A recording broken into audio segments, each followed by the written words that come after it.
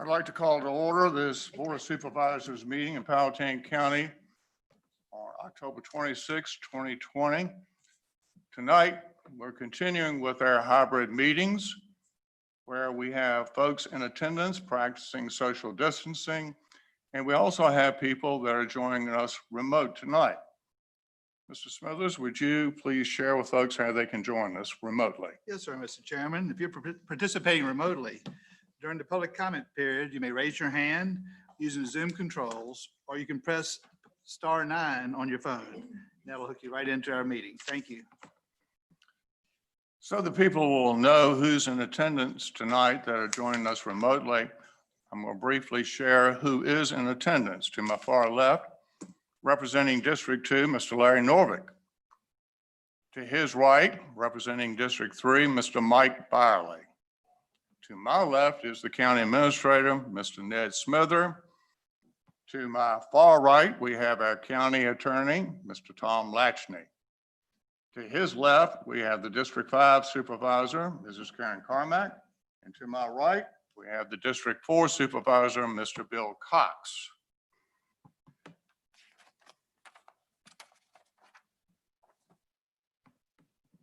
Tonight, I'm going to ask Mr. Norvik, would you lead us in the Pledge of Allegiance? And Mrs. Carmack, would you do the invocation?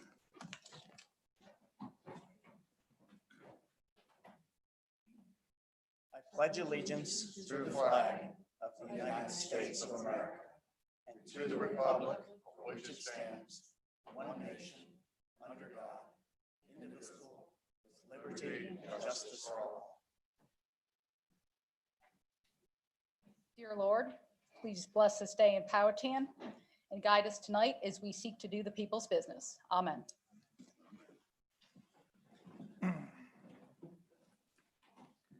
Do we have any requests to postpone agenda items and additions, deletions, or changes in the order of presentation? Mr. Byerly, I think you have a couple of things you would like to bring forward. Yes, sir. Thank you. Mr. Chairman, I would like to remove the minutes from the June 29th, 2020 meeting and defer that to the next meeting while we make some adjustments to the minutes. Yes, sir.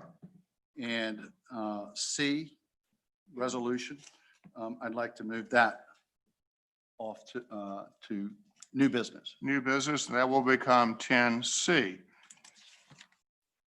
Now, we will need to vote on deferring any action on the minutes that we're taking off the consent agenda. So I would like to make the motion that we defer any action on the minutes that we're pulling off the consent agenda tonight until our next meeting. I make that motion. Do I have a second? Second. Any discussion on the motion? All in favor? Very quick, Mr. Chairman. Yes. So just in general, why are we pulling the minutes off? Is it typographical? Is it meat? What's going on? More information that's not included in the minutes that should be included in the minutes. Okay. I'm in favor. Thanks. Thank you. The minutes that we are moving is June 29th. 29, yes, sir. Thank you. Okay, we will now vote on that motion that I just made. All in favor? Aye. Aye. Mr. Cox, did you have a motion that you would like to make? Yes, sir. I would like to add as old business 9B, the declaration for discussion, the declaration of intent that Mr. Lackney prepared for us. Okay, do I have a second on the motion?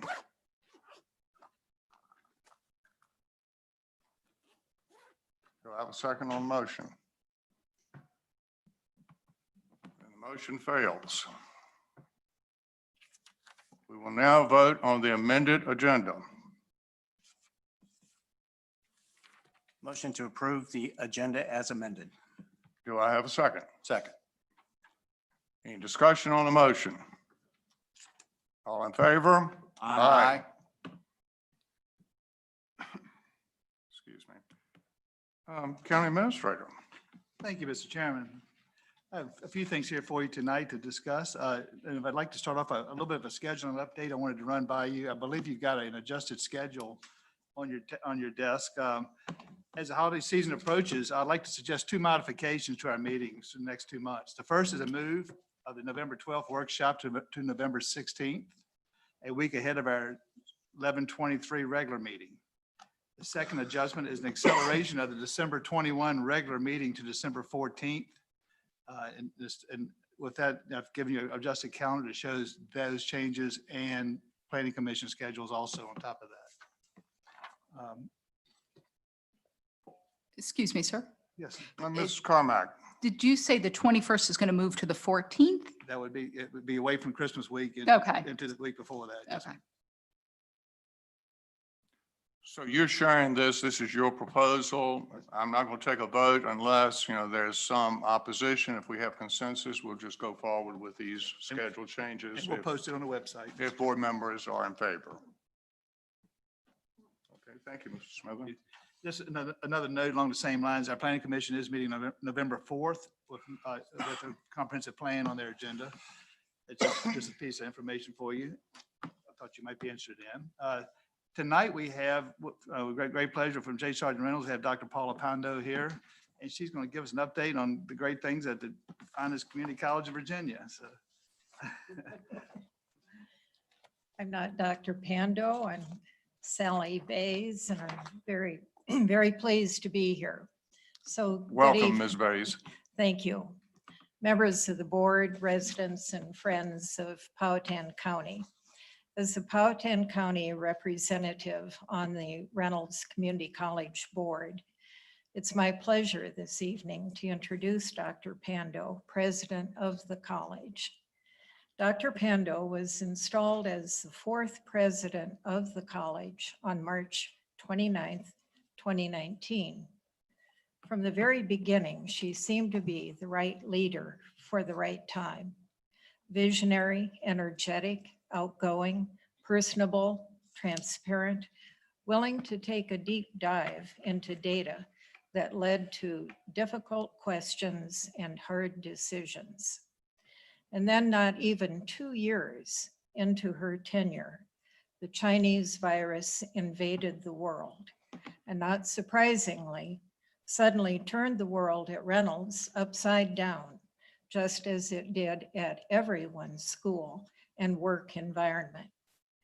During a time such as this, when we are all dealing with the unknown, Dr. Pando has proven to be courageous and bold, willing to challenge Reynolds to rethink every process, to seek input from a diverse group of stakeholders, and to begin a year-long strategic planning process that will culminate next fall in Reynolds' celebration of its 50th anniversary. Powhatan is proud to partner with Reynolds in its commitment to serve the people of this region and to support Reynolds in the delivery of an affordable, high-quality education and pathway to economic mobility. It's now my pleasure to turn the podium over to Dr. Pando.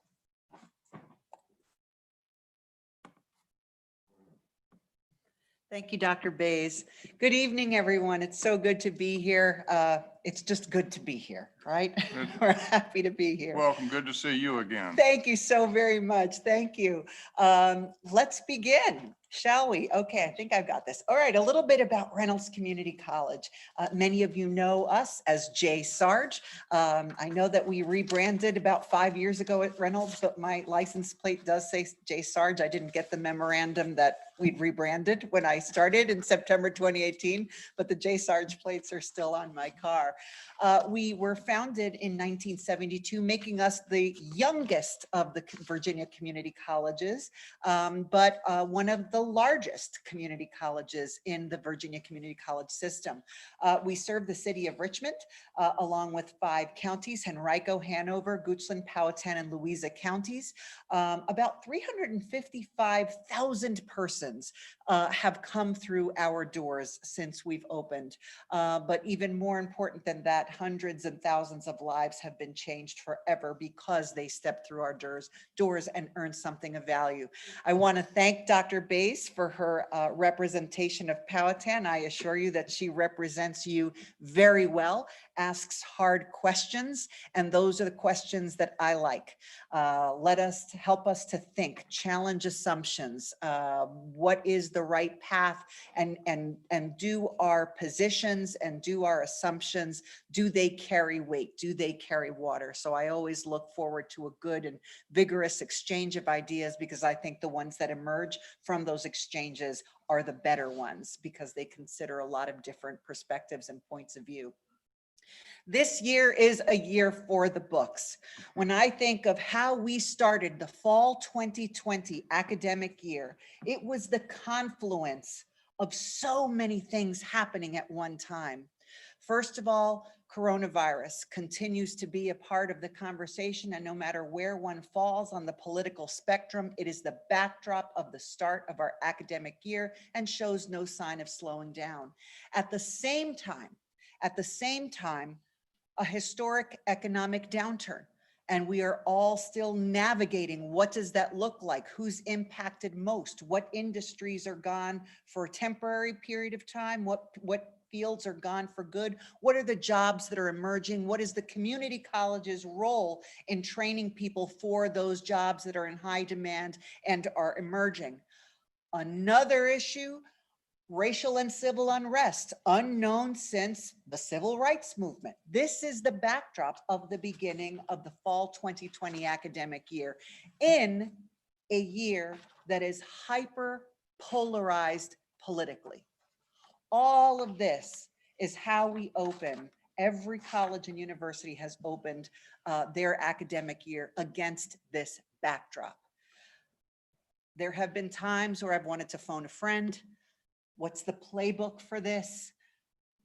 How many of my colleagues have ever experienced a time like this, and trying to keep the doors open and trying to make sure that learning is not interrupted? There is no playbook for this, but I will tell you that I am perpetually a positive person.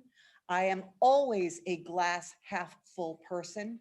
And so during these times where we're wondering, how do you do this? Should we just throw up our hands and say, just wake me up when it's all over, put me in a little vacuum seal pack someplace and call me when it's all done? But the one wonderful thing I can tell you that has occurred during this time of incredible challenge, unknown to me in my career and unknown to any of my colleagues in there, those who are 3 and 4 decades older than I, is that in this period of time, we have done things that we once thought impossible to do, especially in the academy, where our first instinct is always, when a problem arises, when there's a challenge before us, our instinct in higher education is always to create a committee that's going to look at the problem and talk about it for a year. And then a task force emerges that's going to create going to operationalize the recommendations of that committee. And 2 years have gone by and we've not made a decision. We've not solved the problem, and more people have been affected by our inaction. And so if there's a positive thing that has occurred for us, with us, to us in this time, is that we have done things once thought impossible to do. The top 5 that have taken up our time. And by the way, folks, we didn't get to land the space shuttle. This was all mid-flight. We created everything, transition to hybrid and online instruction.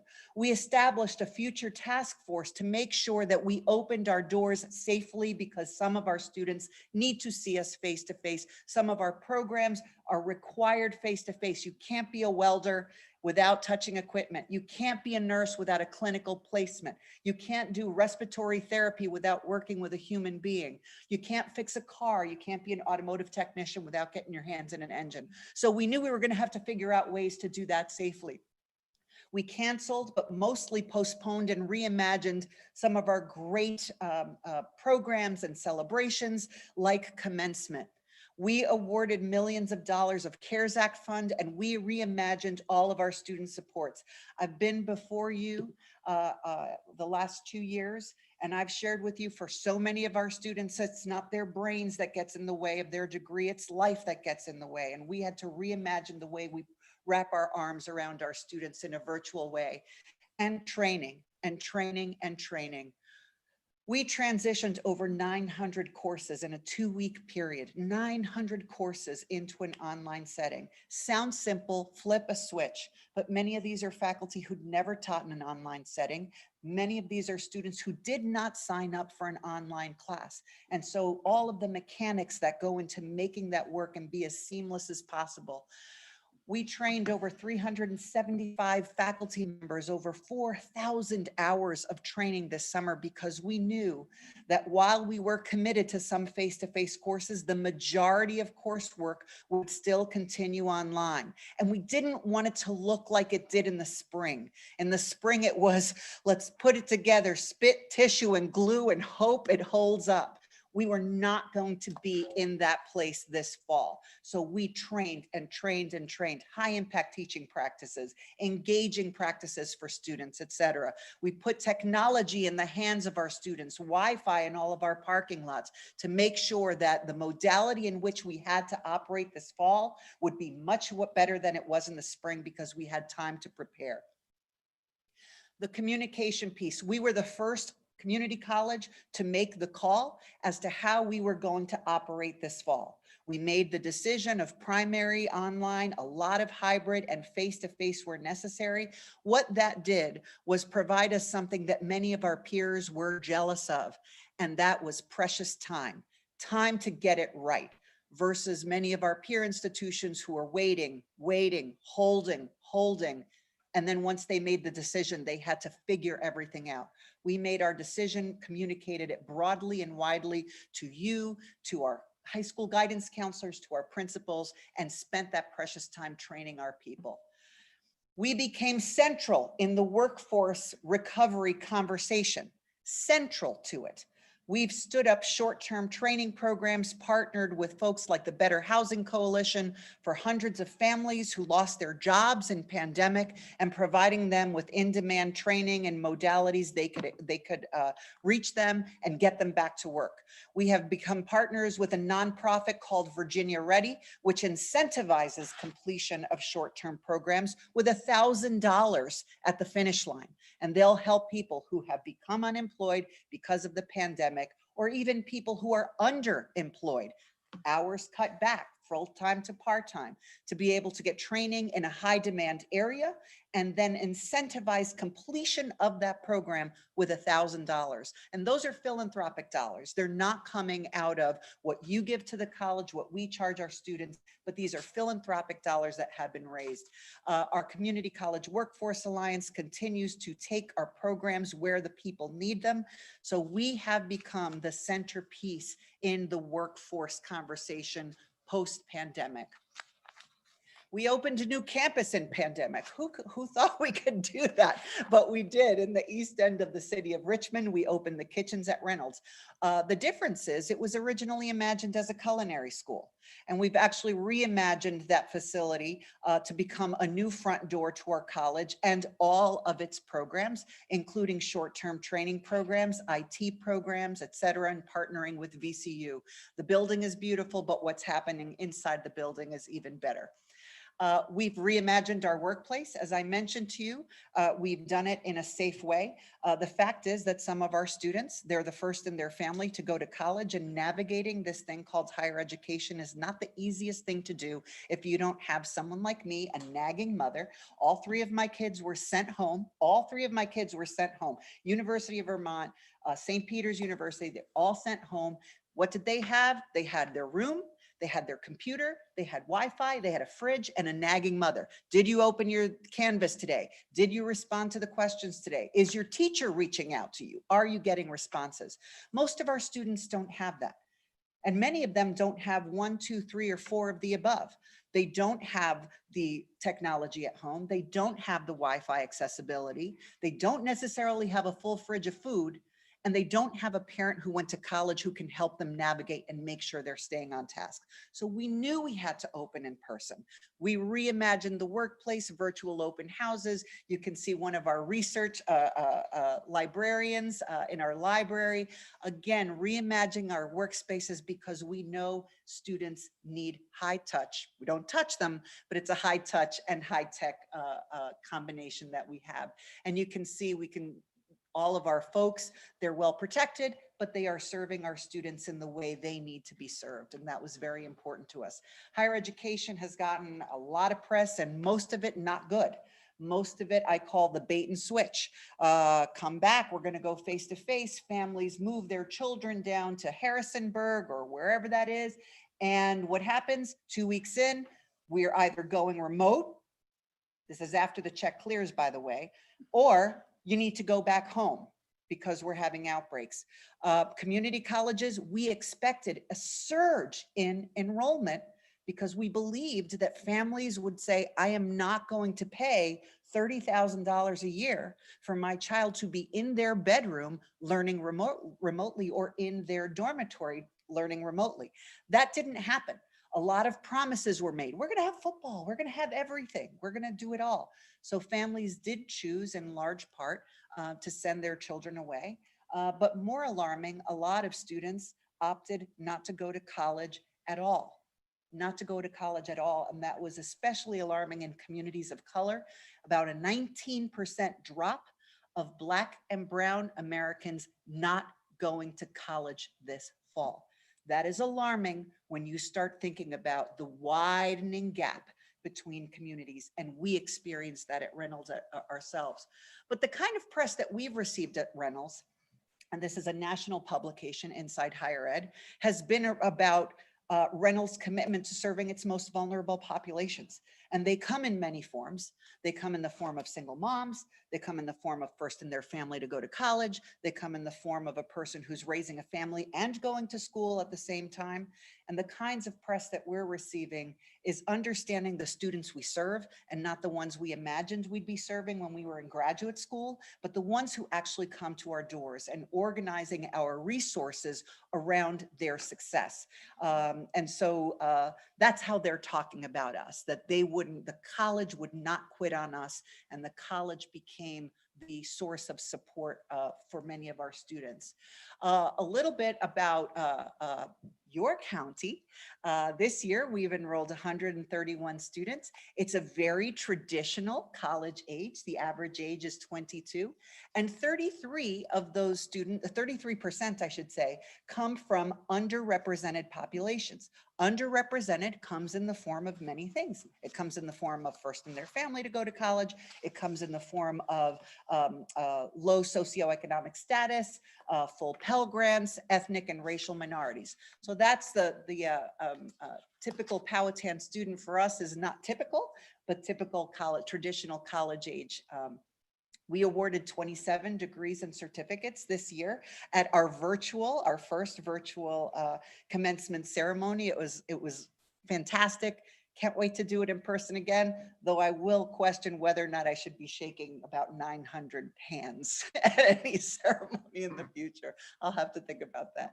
Our Advanced College Academy, we have nearly 90 students who are ACA students at Reynolds and the high school. These are students who will graduate with their associate's degree before they graduate from high school. We so far have about 60 graduates from Powhatan. ACA graduates, and these are students who walk away with an associate's degree in their pocket that they can translate into a variety of things, including starting wherever they want to go as a junior, full junior, without the debt and without having paid tens of thousands of dollars in their freshman and sophomore year.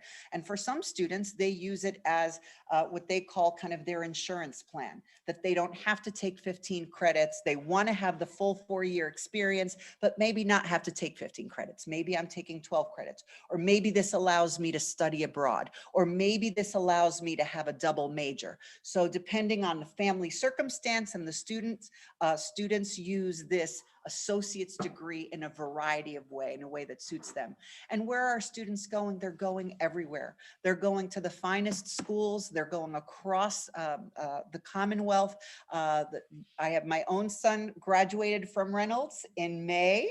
I'm very proud of him. He graduated in May from Reynolds Community College, and he began this fall as a junior at William and Mary. Had to put that in, very proud of the kid.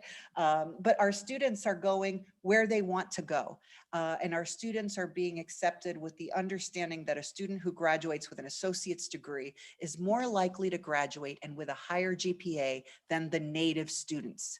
So if I start at VCU tomorrow and a community college graduate starts VCU their junior year, they're more likely to graduate from VCU, and they're more likely to graduate with a higher GPA. And those are national statistics, not just about Reynolds, but about community colleges and preparation. We awarded nearly $7,000 in scholarships to students from Powhatan, and nearly $8,000 in CARES Act dollars. And these were just-in-time supports that we were able to provide students who, again, the students who are low socioeconomic status and have applied for financial aid or received some sort of financial aid. We were able to assist them with the kinds of things that they needed. Some lacked a laptop, some lacked a hotspot, whatever it was. We were able to award nearly $8,000 in aid. And with that, I will pause. I know I can be a fast talking Jersey girl, so I'll pause. And thank you for your ongoing commitment to Reynolds. Be assured that Reynolds continues to be committed to you.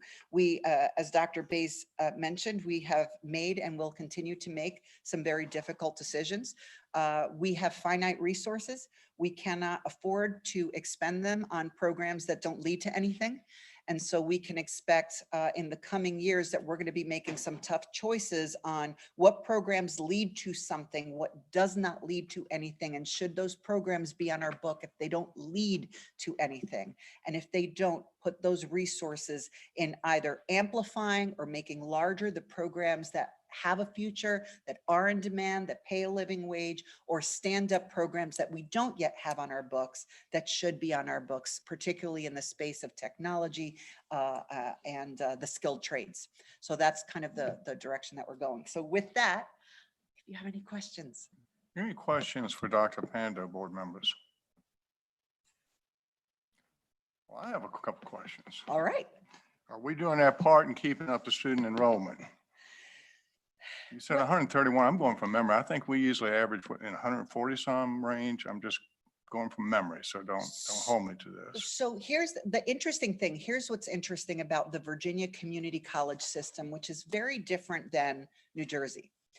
A student who lives here in this region can choose wherever they want to go and not have any price differential. So if we don't have a program and John Tyler Community College has that program, a student can elect to go there without any cost differential. And so we see that. So we have, for example, quite a few students from Chesterfield County.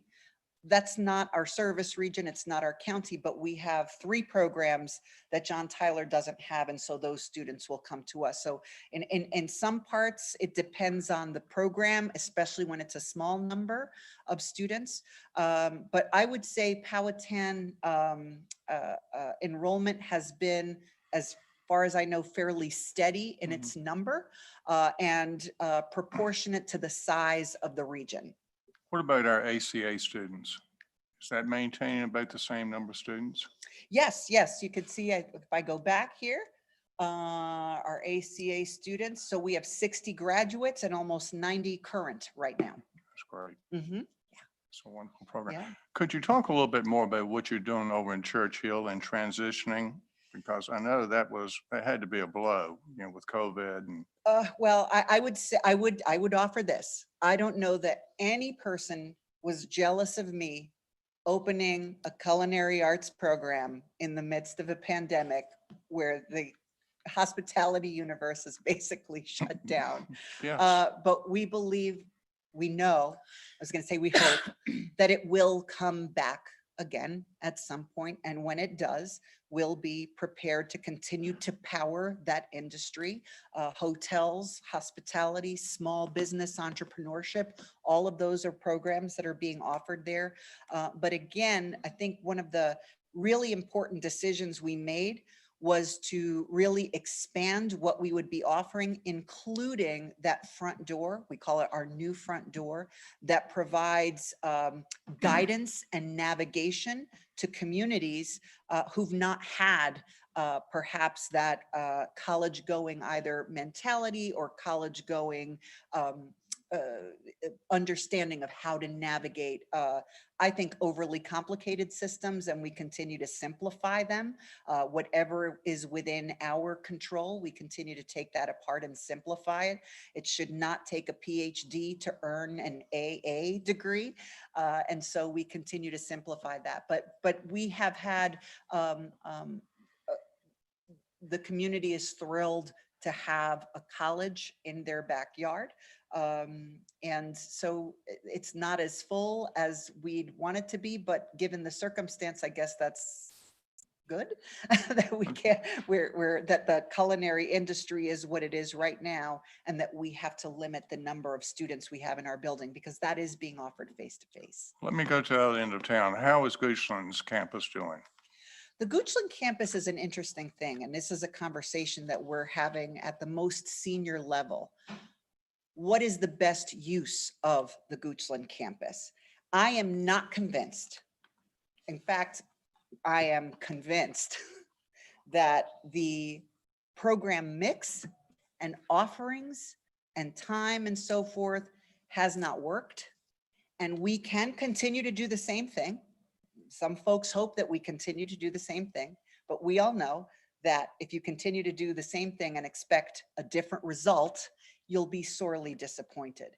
And so we have been in conversation with the Goochland K-12 system about the possibility of reimagining the Goochland campus into areas where we see future work and demand, like sustainable energy and all of these jobs that will be, that we understand there will be work, but using the rich asset that is Goochland, but in a way that is imagined by all stakeholders, The Goochland campus offerings, I think it's kind of those like throw it against the wall and see if it sticks, But there's been no really cohesive view of what that campus could and should be. And it's a tremendous asset. So those are some of the conversations that we're in the process of having, meeting with the chancellor as well. How can we invest properly, but with the right people at the table so that we can envision Goochland's future together versus, all right, let's throw this program and see if it works, or let's do this schedule and see if it works.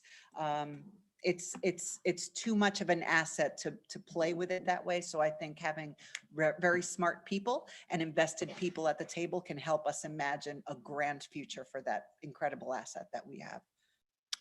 Well, I know my peers on the Goochland board are like us. We're willing to sit down and partner with you That's any way we can to help in that effort.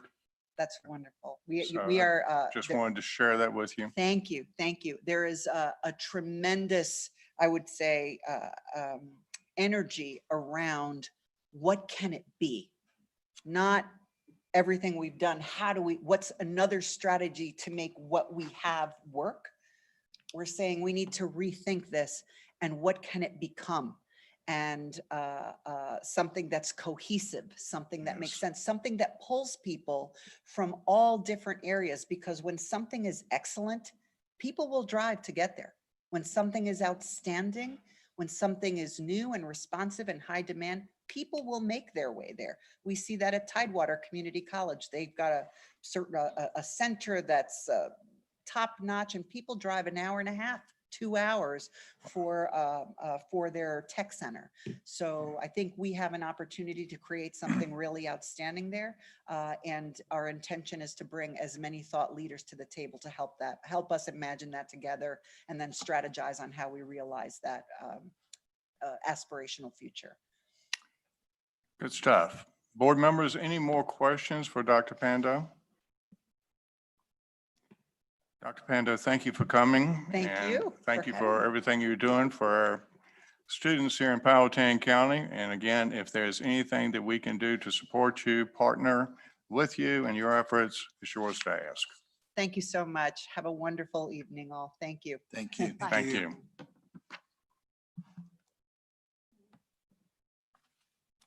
Okay.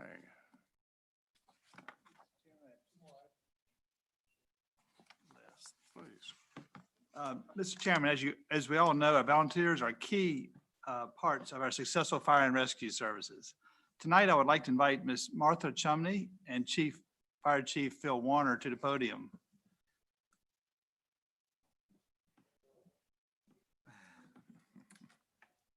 Ms. Chumney, as you walk up, the board is like, just thank you for all you've done for the citizens of Powhatan and for your 14 years of devoted public service. Chief Warner has a proclamation for you and from our board of supervisors signed by Board Chairman David Williams, acknowledging your great public service.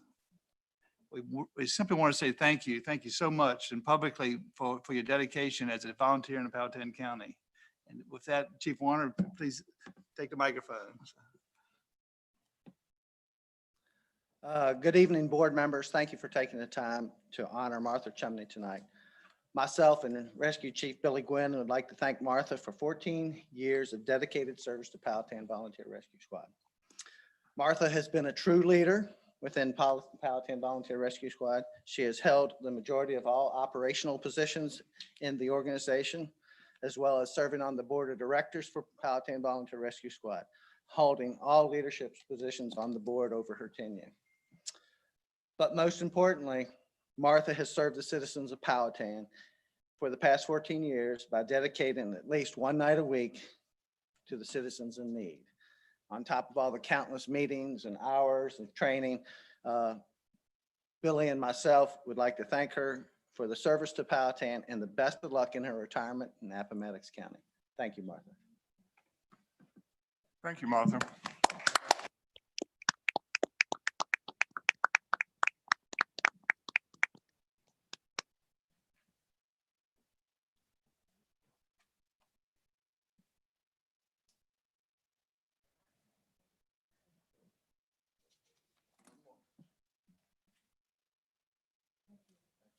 Martha, did you wish to say anything? You don't have to, but if you'd like to, we'd like to give you the opportunity. Come on up to the podium. I'm not much of a speaker. Neither are we. It's been an honor and privilege to serve in this community and with this organization. I had a wonderful time, and I just want to thank Powhatan for having me and letting me serve on their rescue squad. So thank you. Thank you. Any comments from board members?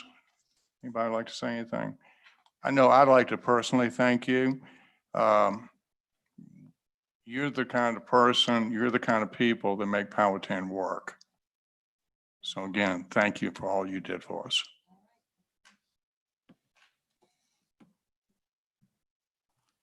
Mr. Chairman, Yes, sir. my final comment for tonight on the county administrator's segment was on our consent agenda. We have an appropriation for 2 large grants we've received, and I wanted to give you a little bit more color on those grants. The first is a CARES Act grant to the school board for $746,550,000. This grant was used to offset incremental costs incurred by the school board for COVID-19 related costs only. And the second grant I want to bring up to your attention was, we mentioned last board meeting, was the SAFER grant. And the SAFER grant is also incremental for the use of the fire department. And they use that to maintain our volunteer network, including providing uniforms, turnout gear, training, and other related costs to volunteer programs. Just want to add that to the information that you have in your board package. Any questions from the county administrator on those 2 items that he just reviewed? Thank you, Mr. Smither. Thank you. All right, so that brings us to our first public comment period of the evening.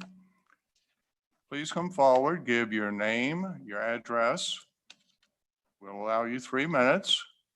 If you're representing a group, we will allow you 5 minutes.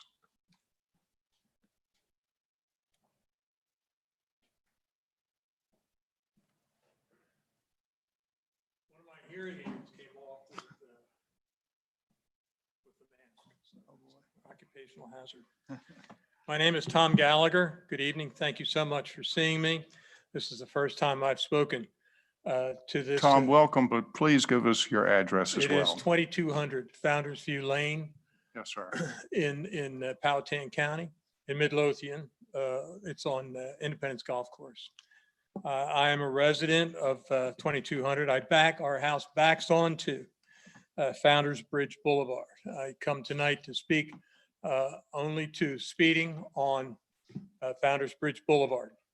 The problem that I want to go into and go on record about is speeding on Founder's Bridge Boulevard in Powhatan. There is a walking trail that goes along Founder's Bridge Boulevard, and that's used by residents, senior citizens, kids on bikes on Founder's Bridge Boulevard, and they are endangered by the speeding cars. They are. My fear is that someone will be killed or maimed if something isn't done on the road, put in the road to slow the traffic down. I think if the speed limit were lowered, the cars would continue to go the same way. That's just sort of a fait accompli, I think. We also have 18 wheelers and trucks coming through a residential area. A police presence is only good while the police department is there.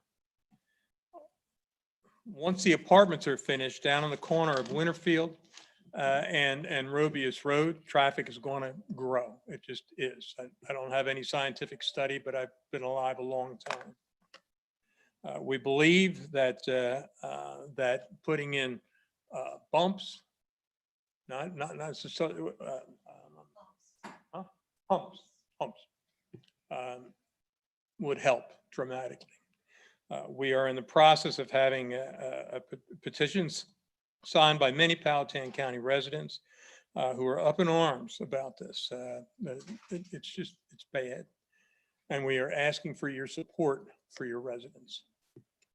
That's the extent. Thank you, sir.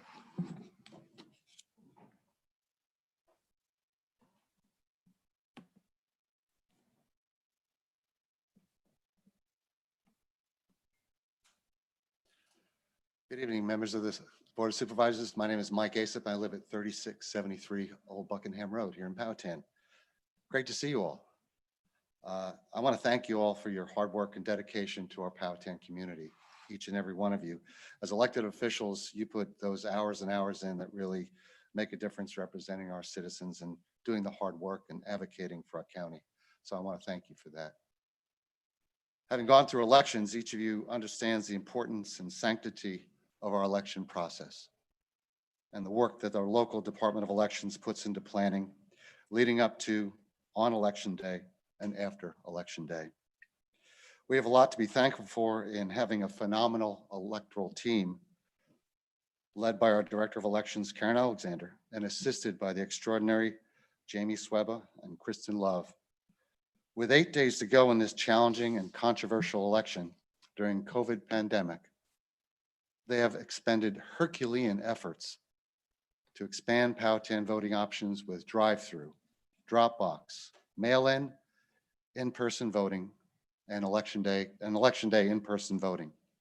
With their efforts, we look forward to a smoothly organized election day on November 3rd.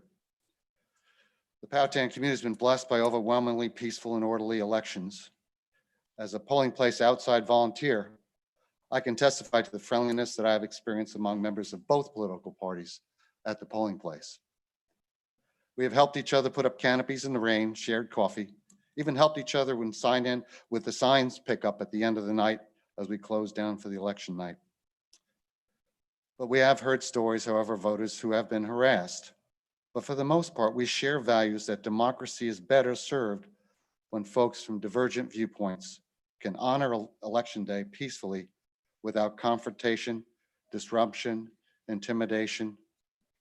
We hope that Powhatan's election tradition continues and that our election process will be a shining model of how we honor we the people's right to vote. We live in a wonderful community, and I hope everyone who is able gets out there and votes as we celebrate democracy in America. Thank you very much. Thank you, sir. Mr. Smith, are you monitoring anybody wishing to join us remotely tonight? Yes, sir. I do have the list here, and there's nobody with a hand raised, so we're good to go.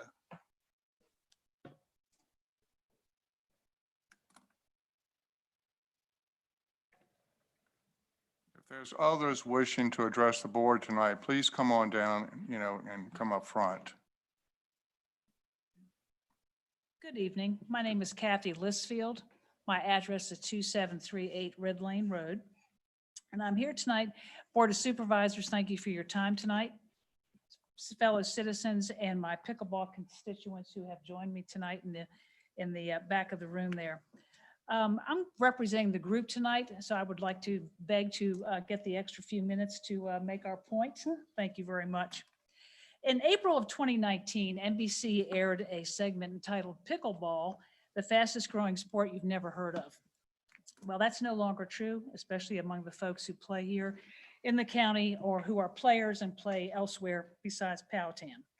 As one of the fastest growing sports in the country, pickleball has over 3 million participants in the United States, according to the Sports and Fitness Industry Association. But Powhatan has a sizable group of pickleball players, mostly senior citizens, and we have a problem. There are no outdoor facilities in Powhatan to play this wonderful recreational sport. Chesterfield provides more than 24 outdoor courts for its citizen, and Henrico provides at least 4 outdoor courts. Powhatan does provide an excellent number and variety of facilities for youth sports and programs, but almost no sports facilities for senior citizens. The adults and seniors pay the taxes and vote in the county, and their recreational needs should be recognized and provided for. Through mid-April of 2019, a large number of pickleball players met on designated days at the former Pocahontas Middle School, gym, now the Pocahontas Landmark Center. Overflow crowds were the norm for the playing days.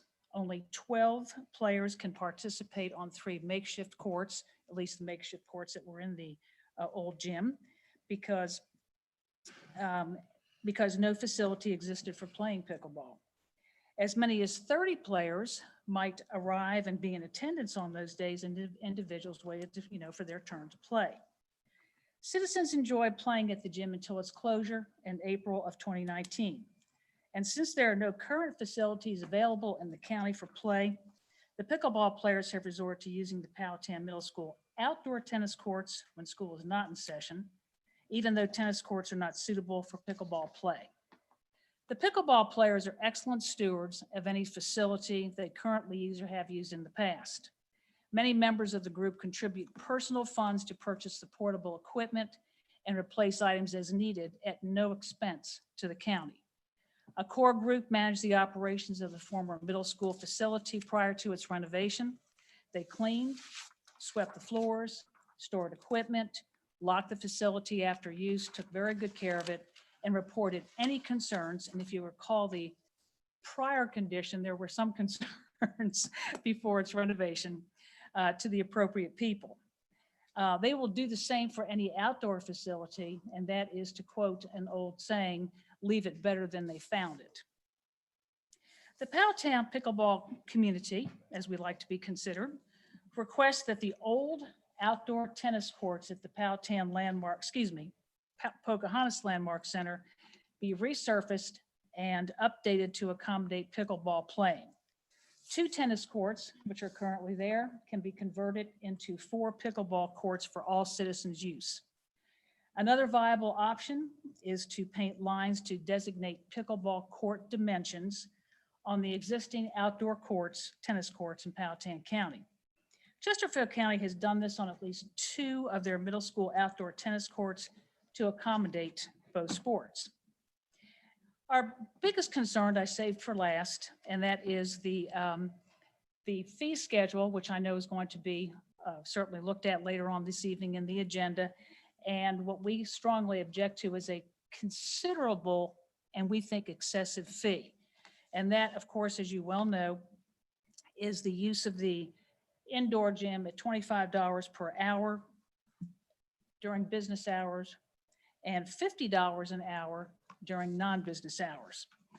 As senior citizens, mostly senior citizens, we do have some younger players, I promise you we do. We feel like this might be a strain on budget for some people. And I'm running out of time. Okay, we just want to place, put it out there that we are, again, strongly object to that, what we consider to be an excessive fee. And would like, of course, further discussion on it and some, discussion about other venues that we could possibly arrange for the county. Thank you for your time tonight. And I would like to thank my pickleball player friends who are here this evening to represent us. And I think there are a few people online who are joining in too. Thank you very much. Thank you, ma'am. Mhm.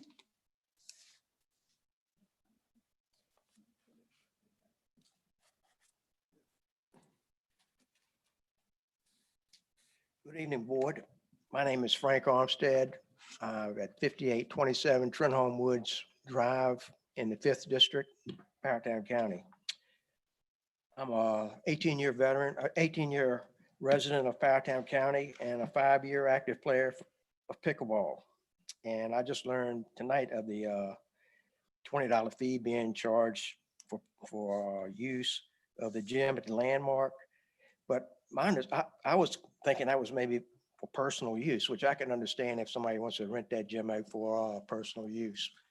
But for senior citizens, primarily senior citizens, and I was one of the beginners back in the 4th quarter of 2018 to start the pickleball at that Landmark facility. We charged members $2 and most of them volunteered to give money, and we were able to purchase 3 portable pickleball court, nets, balls, everything we needed.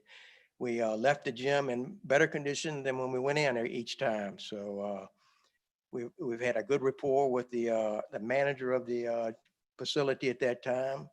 Reported any damages or any concerns we have, and everything worked good. Presently, I play in Goochland and Amelia. Goochland charges no fee for their indoor use, and Amelia will charge each player $1 when you come in. And that's 3 days a week. In the Goochland, 2 days a week. In Amelia, 3 hours each time. So I'd just like to, the board to consider just waiving the fee for the senior citizens of Powhatan County. I have a gold card, which allows me to get into sporting events and some educational offerings that the county offers. And I appreciate that. And I'd just like for y'all to, think about waiving that fee for us as residents of Powhatan County. Thank you. Thank you, sir. My name is Kenny Young, 3566 Old Buckingham Road. Like Kathy said, I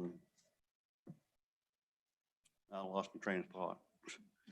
Before the renovation, there were up to 30 people playing pickleball at that location. At the time, we were collecting $1, I believe.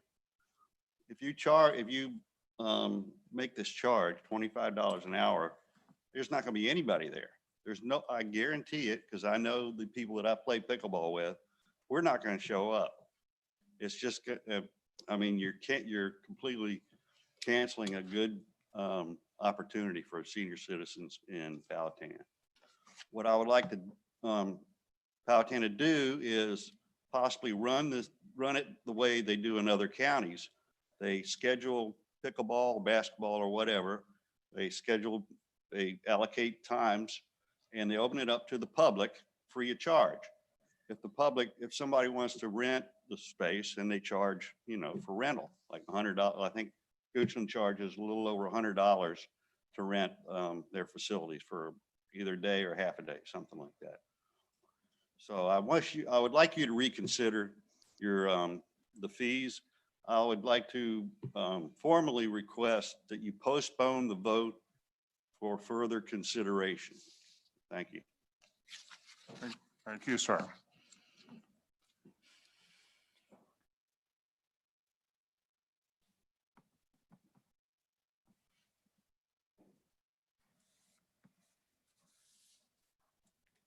Good evening, Board.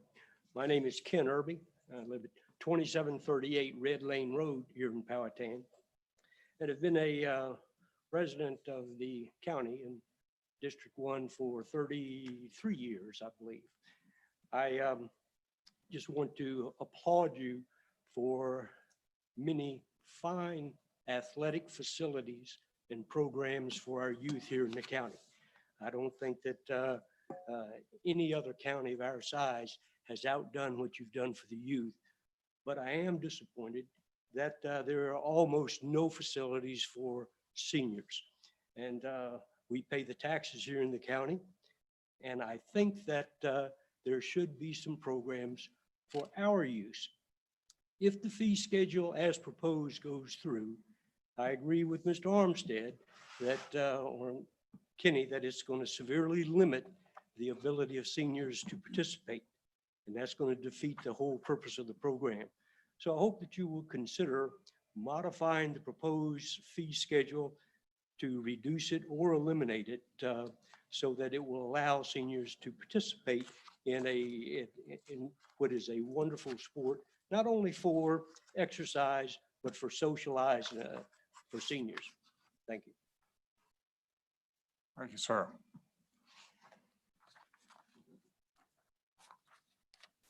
Excuse me. My name is Eric Jolly. I live at 3152 French Hill Drive.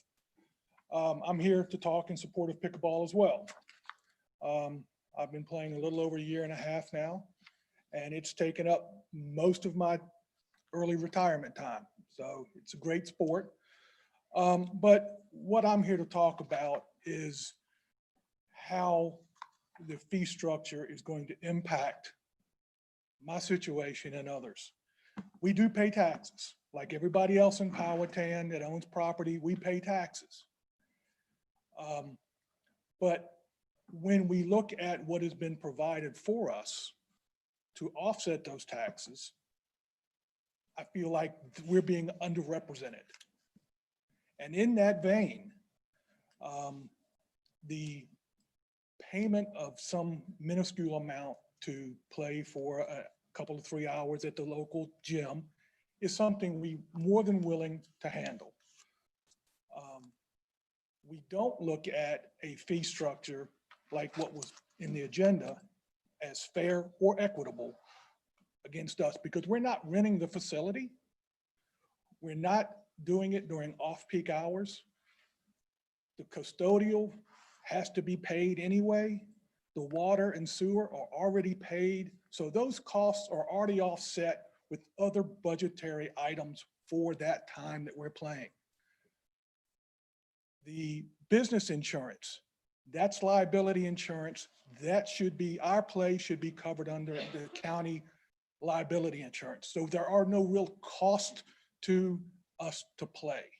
That's what I'm going to say is the cost that you're looking for us to offset with our fees really don't exist because they're already budgeted somewhere else. You don't have anybody there to have to watch us. We provide our own equipment. We provide our own monitoring, and those things are something that you can't have with other sports because we are a more mature group. With that being said, I close. Thank you. Thank you, sir.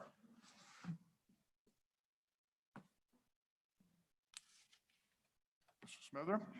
Mr. Chairman, there's nobody online waiting to talk. Then I will close this first public comment period. That will move us to approval of the amended consent agenda. May I have a motion, please? So moved. Do I have a second? Second. Mr. Wiley. Any discussion on the motion? All in favor? Aye. Mr. Smithers, that moves us to, I believe, old business. Yes, Mr. Chairman. Mr. Chairman, members of the board, I'd like to thank you for the many hours of discussion that you invested in the county's strategic plan.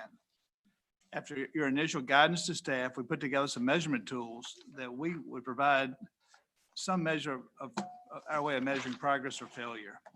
We're able to have further discussions with the board individually, and we gathered nice input from all, some providing more ideas for measuring progress, and some believing that we may need to step back and review success on a bigger picture, not by the many measurement tools. So we've got some great input from the board. With that being said, we have provided with you some measurement criteria in your board packet today for each of your strategic goals, and we want to move forward to the open house meetings with the public. Those two meetings are scheduled for the first at November 17th at the Huguenot Volunteer Fire Department, and the second at November 19th at the Pocahontas Landmark Center. And both open houses are scheduled from 5 to 7. I've got, with your package, you've got a redraft of the comprehensive plan and the various measurement performance measures. Mr. Brett Chardon's here if you have any questions about the detail or the open house as far as how we move forward from here. Any questions for either Mr. Smither or for Mr. Brett Chardon, board members?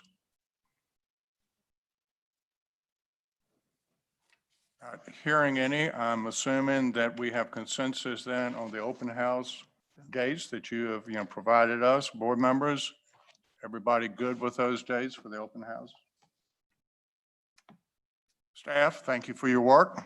We're very appreciative of your help with this. The strategic plan guides us in everything we do. So this is an important document. We hope to get your feedback, the public, into this strategic plan that we've put together for the county.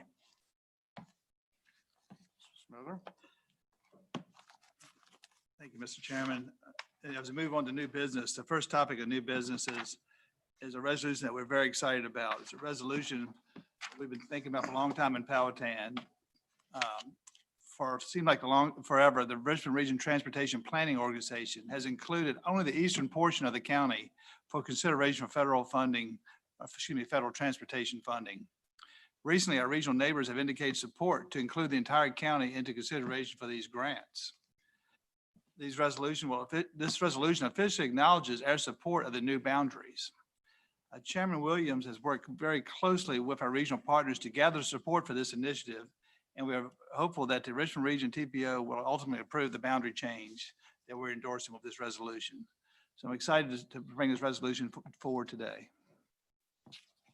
Any questions on the resolution, board members? I do, Mr. Chairman. Mr. Norwood? You know as well as anybody, I've been on the TPO off and on for about 5 or 6 years now, so I'm very familiar with this. And I'll just start off by saying I am definitely in favor of what you brought forward. Thanks for doing that, David. My question is, and this is mostly for other people to hear. I remember at the meeting somebody brought up, what's the downside basically, and that is we give up the eligibility for some rural programs west of 522, and there was a little bit of concern on that, and then that conversation kind of died away. Nobody's called me about it. I just thought I'd bring it up. Well, let me share with you, There you go. more information. I appreciate you bringing that up.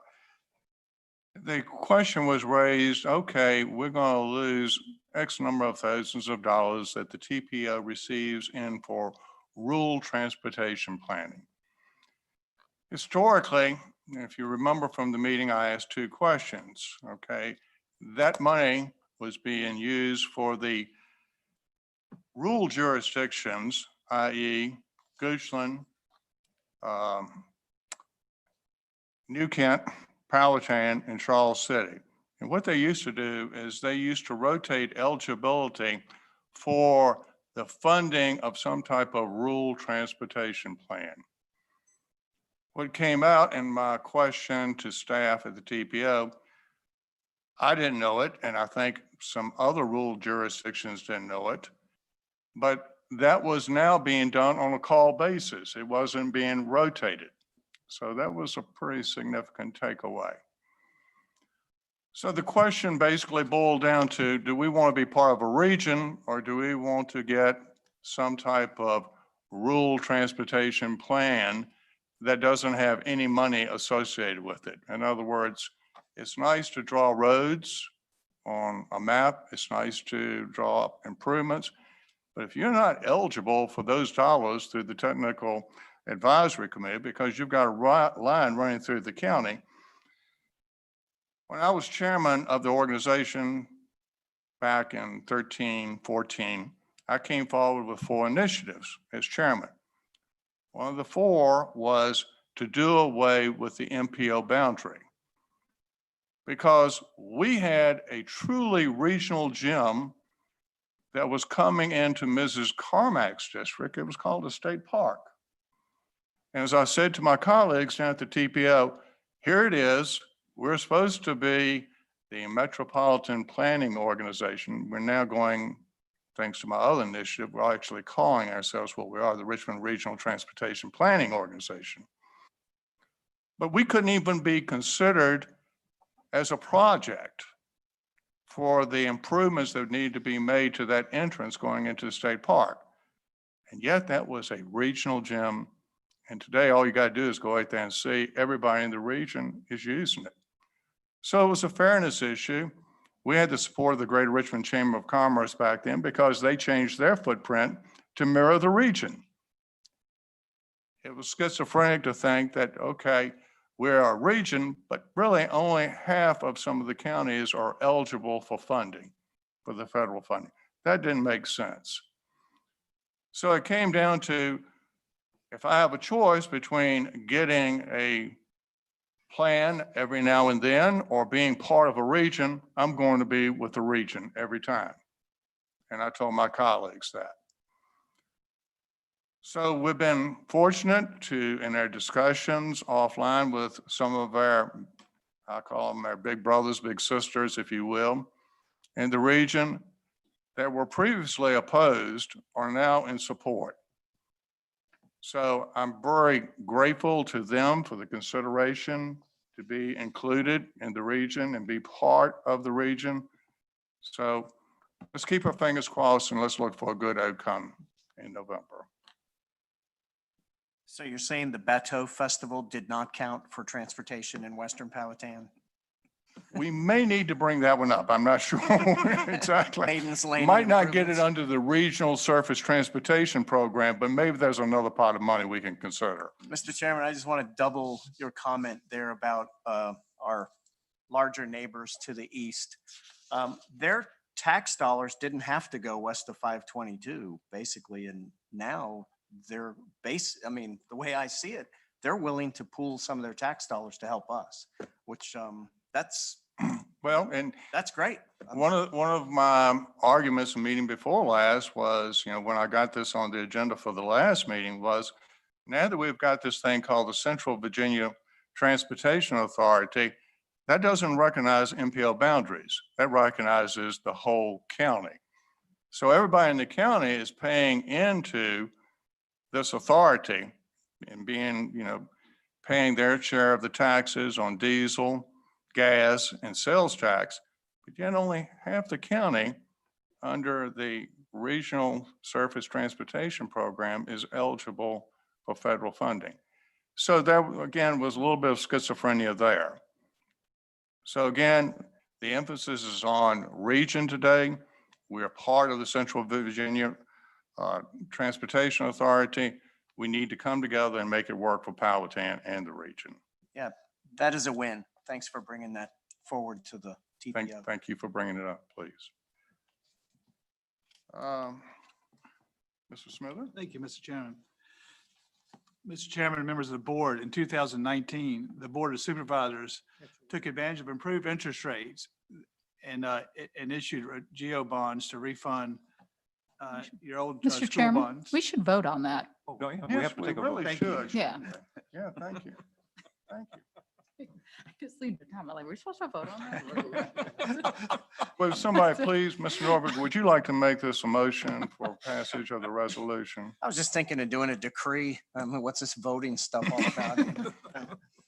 about? Sure, I would like to make it a motion, and I've lost the page. If you want to echo. the That's number. resolution R 2020-59. 59, there we go. Okay, so I would like to make the motion to approve resolution R-2020-59, requesting the expansion of the Richmond Regional Transportation Planning Organization boundary to encompass all of Powhatan County. Thank you, sir. Do I have a second?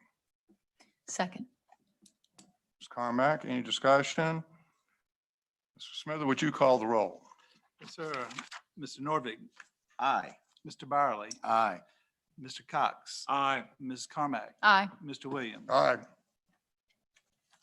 Thank you for that pickup, Mrs. Carmack. Mr. Smither, we have one other resolution that I'm sure Mrs. Carmack's going to remind me if I forget to vote on We'll that. vote on it. Another decree. Thank you again.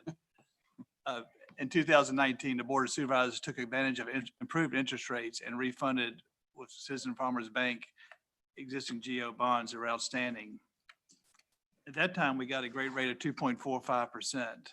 Just 1 year later, interest rates have dropped further, and the board has a chance to save $905,000 over the next 12 years by refunding the series 2019 bank loan with a new 1.3% interest rate. Citizen and Farmers Bank has approved the revised interest rate, and if approved by our board, we expect to close on a refunding in mid-November. I'll be glad to answer any questions you may have. This resolution would move forward with that refunding. Board members, any questions from Mr. Smither? Yes, Mr. Chairman. Mr. Cox? Mr. Smither, what is this? We're going to save a significant amount of money. We never get to ask this question in the past. What does this cost us? In this case, in order for the county to save $905,000, we will pay a premium on a call premium on the bonds of $150,000 approximately. And we'll pay issuance costs to our legal fees and our underwriter, our financial advisor of about $20,000. So a grand total of $170,000 in order to, we'll still net $905,000 after paying $170. So, Thank you, sir. I like the trade. thank you. Any other questions for Mr. Smither before we vote on the resolution? Just one real quick one, Mr. Chairman. Please, Mr. Ned, Norwood. how did the discussion begin? Does the bank, out of their goodwill, contact us? Do we contact? How does that start? Well, Citizen Farmers Bank has done a great job for us on this transaction. So, but in fairness to them, it's our responsibility to monitor interest rates. And if interest rates get to a certain point, it's up to us to make sure we understand that savings are available. And we approach the bank with a possibility of refinancing that particular loan down.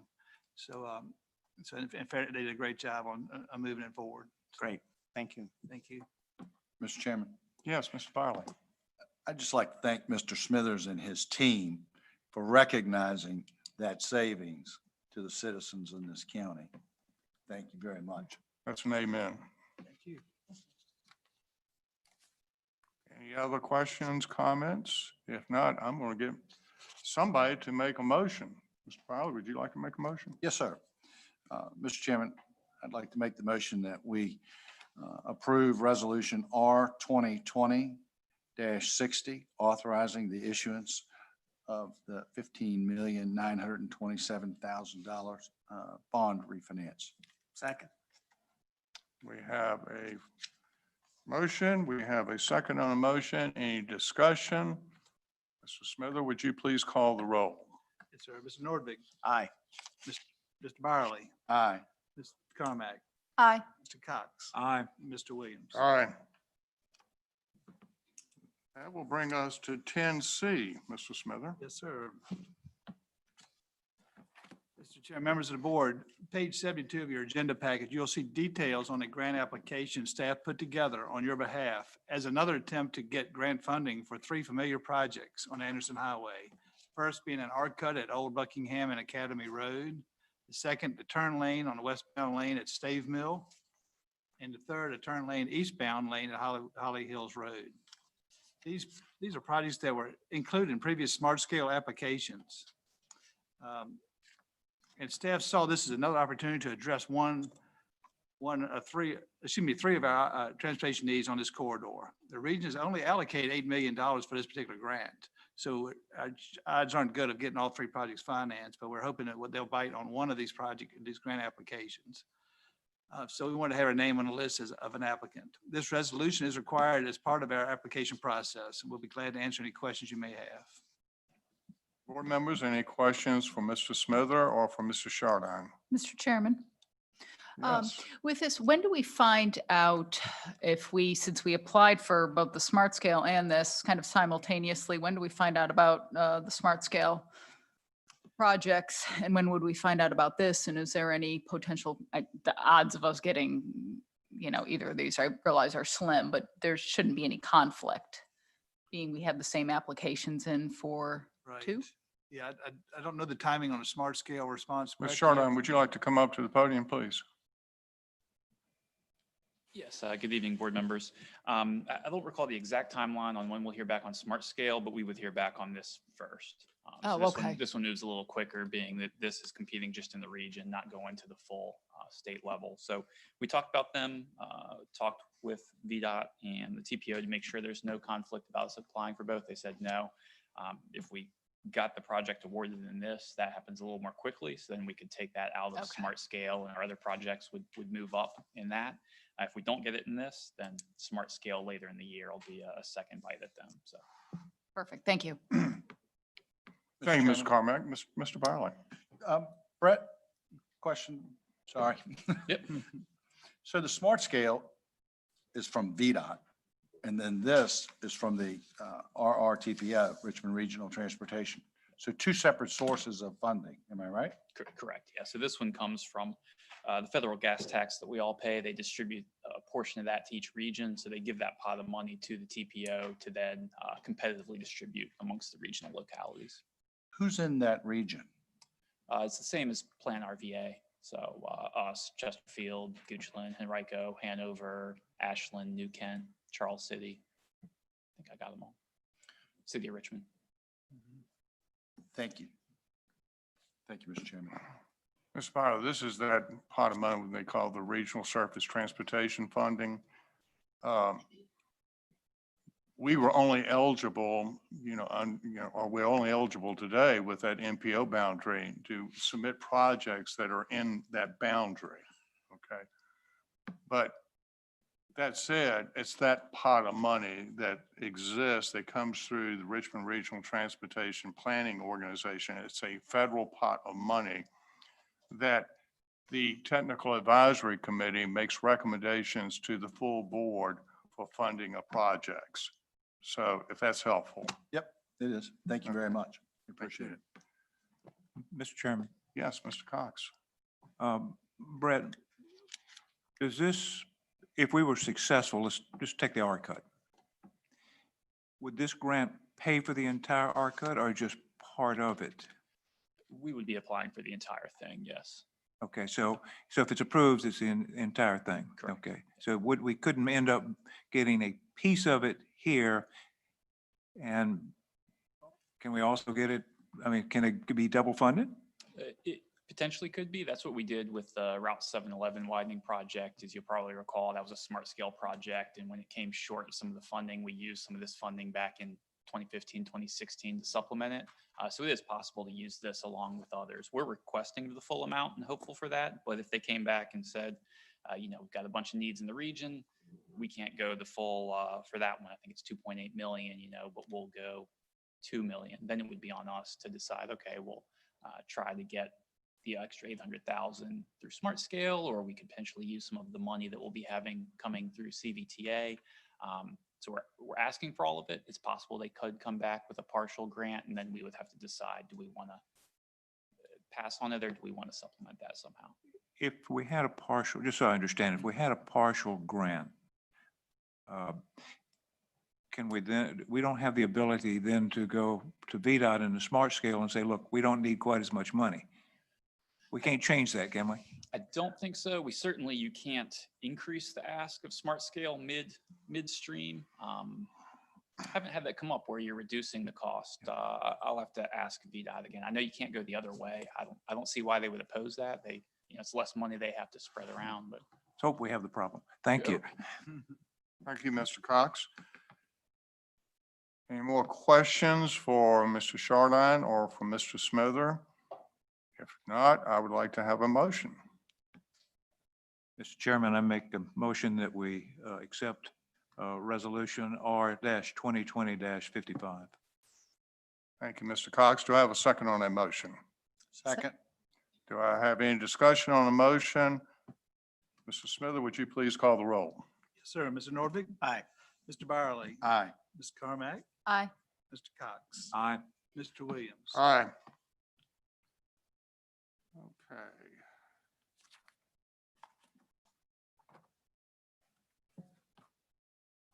Mr. Smither. Sure. Thank you, Mr. Chairman, members of the board. This public hearing formally awards our adopted fees for the gymnasium addition to the Parks and Recreation portfolio. The resolution does not impact any fees at other fields and facilities. Public hearing tonight for that purpose. Ms. Carter, did you wish to make any statements or any comments? Yes.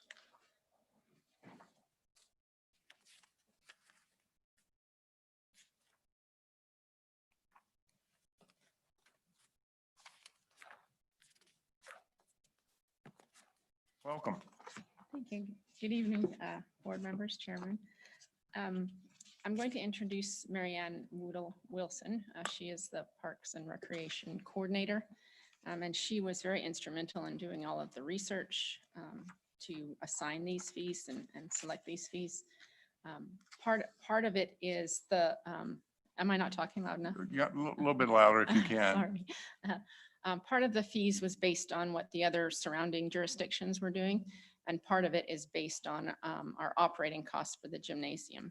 And the gentleman that spoke earlier mentioned that those fees were those costs were already included, and that there wasn't any additional charges. But if people aren't using the gym, the big cost is HVAC and the power. And if they're not using the gymnasium, we won't have that cost. So there is additional cost when people are actually physically using the gym. But Marianne would like to speak a little bit about the fees and Please, because I'm sure there's going to be questions, but I would like for y'all to be able to provide, your background information in terms of, how you got to where you're at. Chairman, board members, good evening. Good evening. So I did a lot of research, as I usually do when these things. Please introduce yourself come up. again, if you Yes. will. I'm Marianne Woodle, the Recreation Coordinator here in Powhatan County. Thank you. Thank you. So I did a lot of research like I usually do. And something I wanted to clarify a little bit. I'm not sure if they're thinking that the $25 was per person. It almost sounded like they were thinking that it may be per person. The $25 would be divided among the entire group. So, and that's how other fees in the county are charged. So they mentioned $1 in Amelia. And if, let's say you had 30 participants in their group, if you divided the $25 by the 30, it's actually less than $1 to play for that hour or then if they wanted 2 hours, it would be $2 a person per time. So I think that was some clarity I did want to share. Let's see, what else?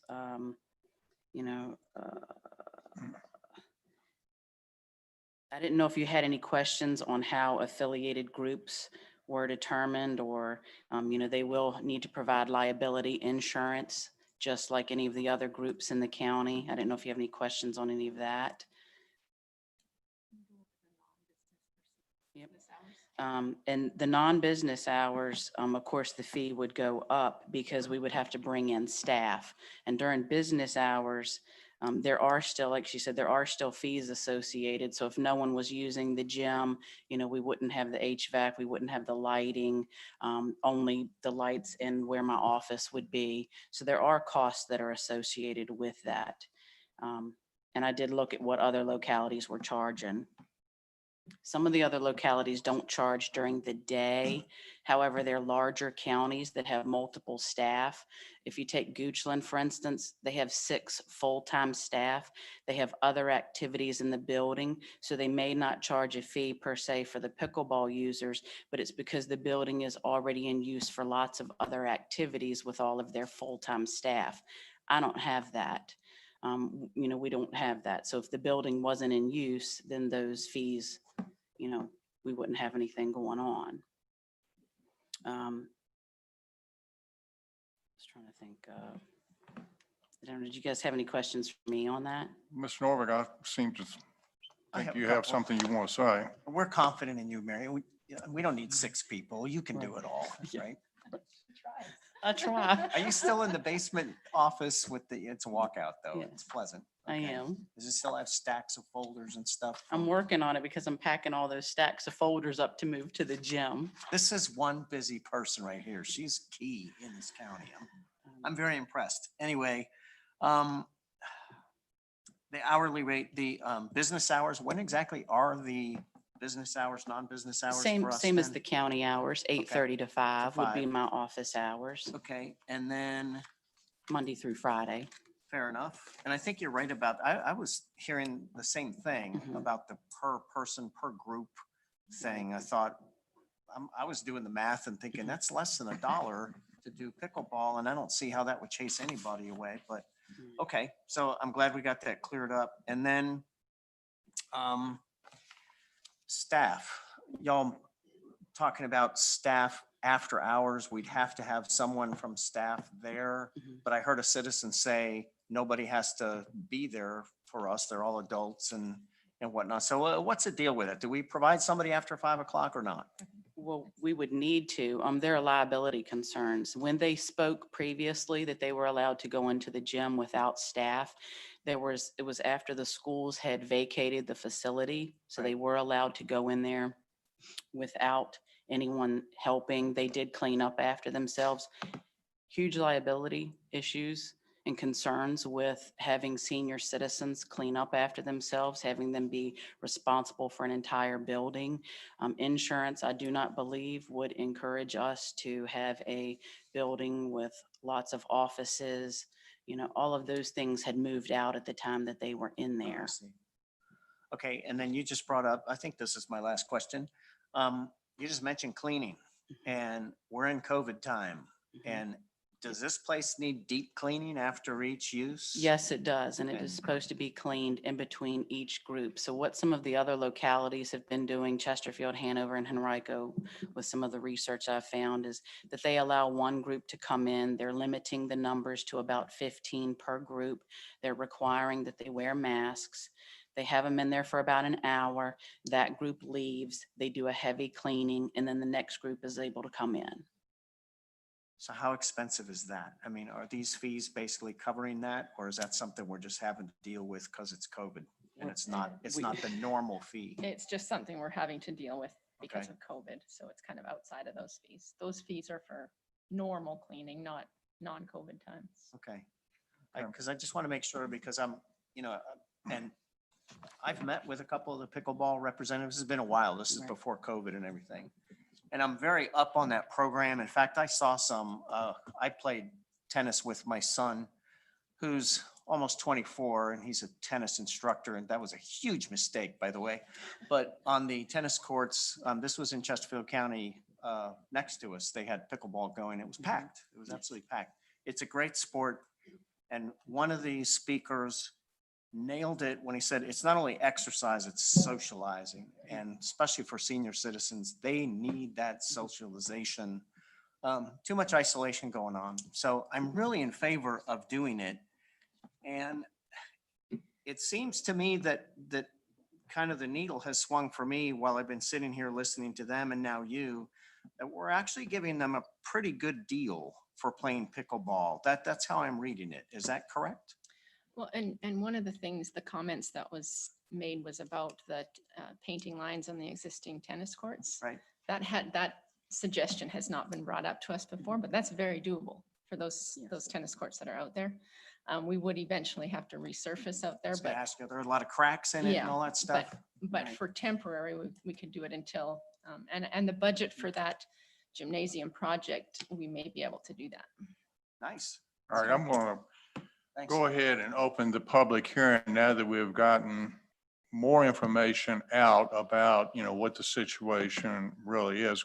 I'm like Mr. Norvik, I was under the impression of something else. So thank the two of you for clarifying how these fees actually do work.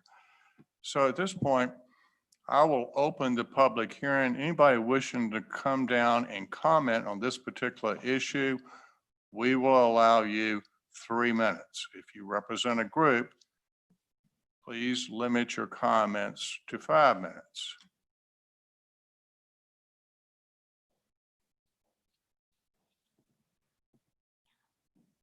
I'm Peggy Johnston. I live at 3901 South Fairway Drive, Welcome. and I'm a pickleball player. And I'm still a little bit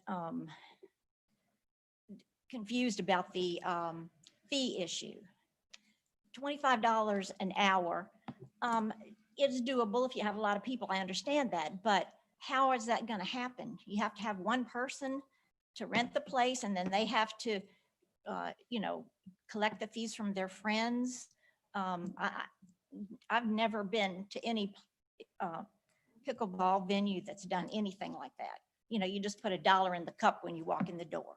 That's all you do, or it's free. A lot of places, most places are free.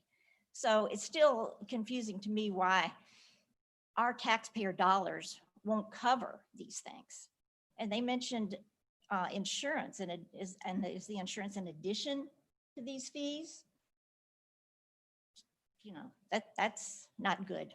So I'd like to see the vote put off, because I think that doesn't sound to me that it's going to work out in our favor. Thank you, ma'am. Thank you. Anyone else wishing to come down and speak? If not, I will close. Mr. Smoke, do we have anybody wishing to join us remote? No, sir, we do not. Okay, I don't see anybody else coming down to speak with us, so I will close the public hearing. Do you have something that you would like to add, Marianne?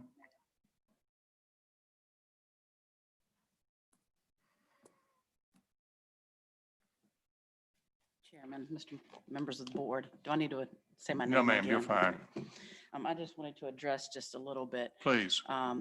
The group already has insurance, even when they were using the school facility, when no one was in there. Every group in the county purchases liability insurance. They have to have it. You can't participate in any sport anywhere without having liability insurance. Their group has already purchased that in the past. They have it. And we are treating the gymnasium just like we do all of our other facilities, just like this facility that we're in right now, in the way of the liability insurance and charging the fees and everything like that. It's just like our other buildings. Now, I do know that some of the localities do have a cup out that they allow you to drop the $1 or $2 in. They also have a lot of staff. So they have a staff person sitting right there that can monitor that. I don't have that. So it's something where I would work with the group that maybe they just supply the money once a month, every 6 months, once a year, whatever we wanted to work out with them that would be feasible for this group to be able to do that. Thank you. While you're up here at the podium, is there any other questions from board members? Yes, sir. Yes. I have. Please, Mr. Bowles. Probably a lot. Yeah. That won't be limited to pickleball. And I don't understand a lot about pickleball, but I do know that it's definitely people that have passion about it. We've seen that tonight.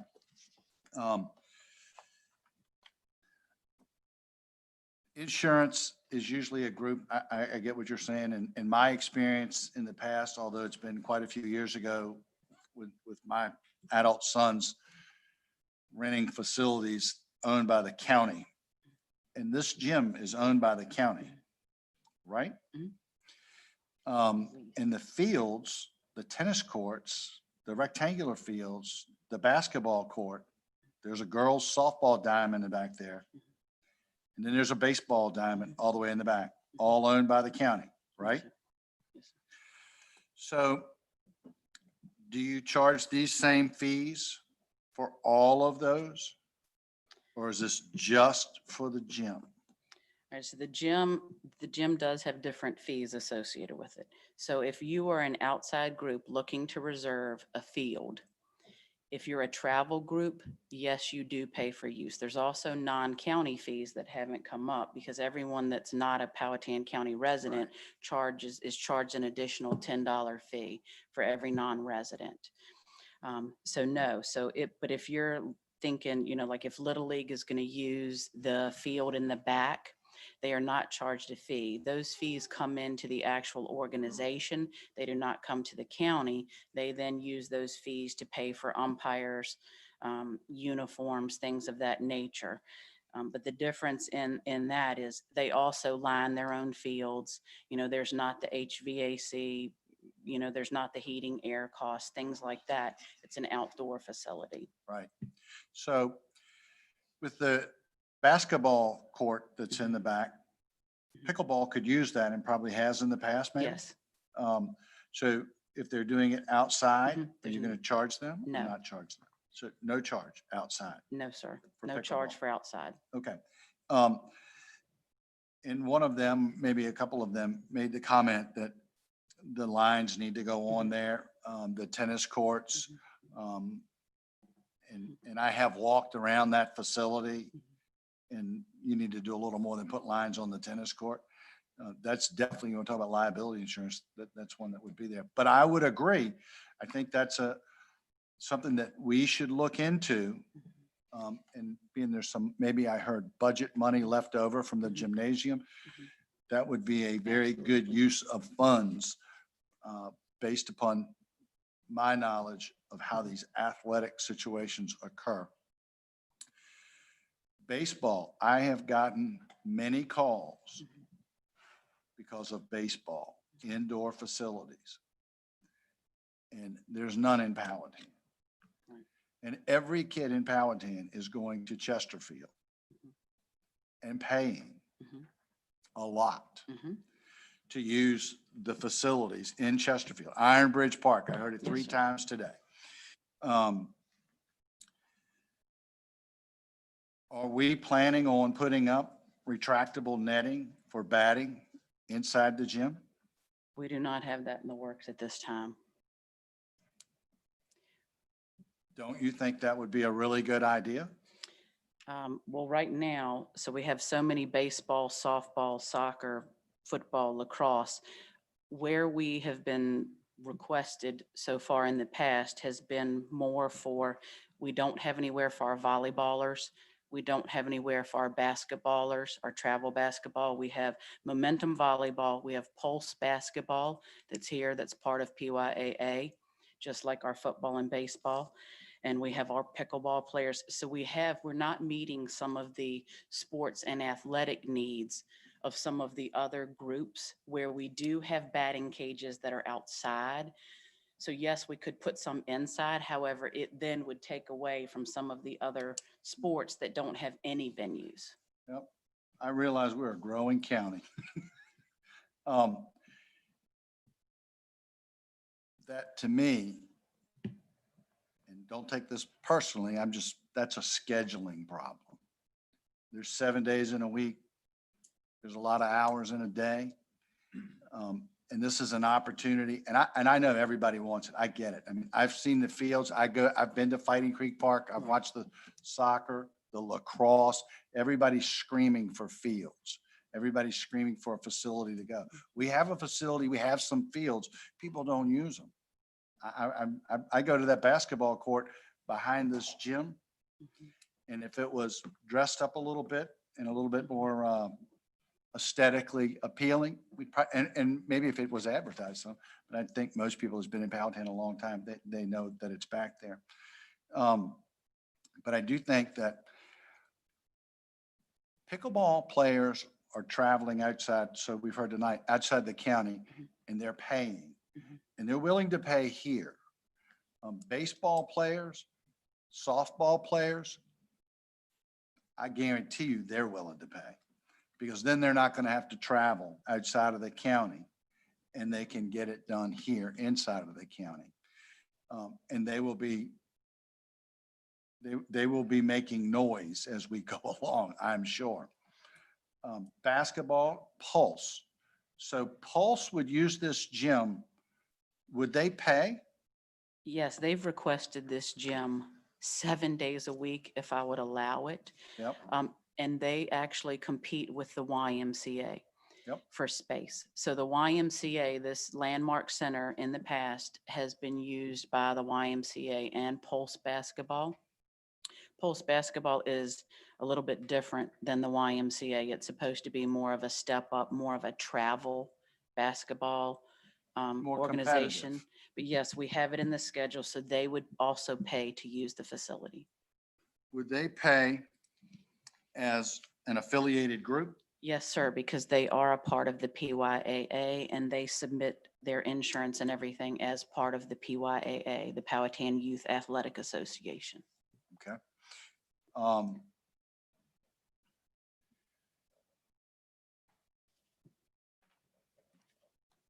going to sort of reiterate, 7 days a week, staffing is a problem. I met with you a few months ago and you're overwhelmed. And I know you're overwhelmed. There's probably others on the board that realize that. And I heard you say multiple times when you and Ms. Carter were up here speaking that these other areas where they're taking the dollar in the cup and so forth have staff. How many staff do you have? I have one part-time staff with limited hours. How many baseball fields are in Powhatan County that you're in charge of? It's 15. How many softball diamonds? Well, are those are baseball, You're softball. You're including them all? Mhm. How many rectangular fields? Try another 10. And how many employees do you have? One part-time. And then yourself? Mhm.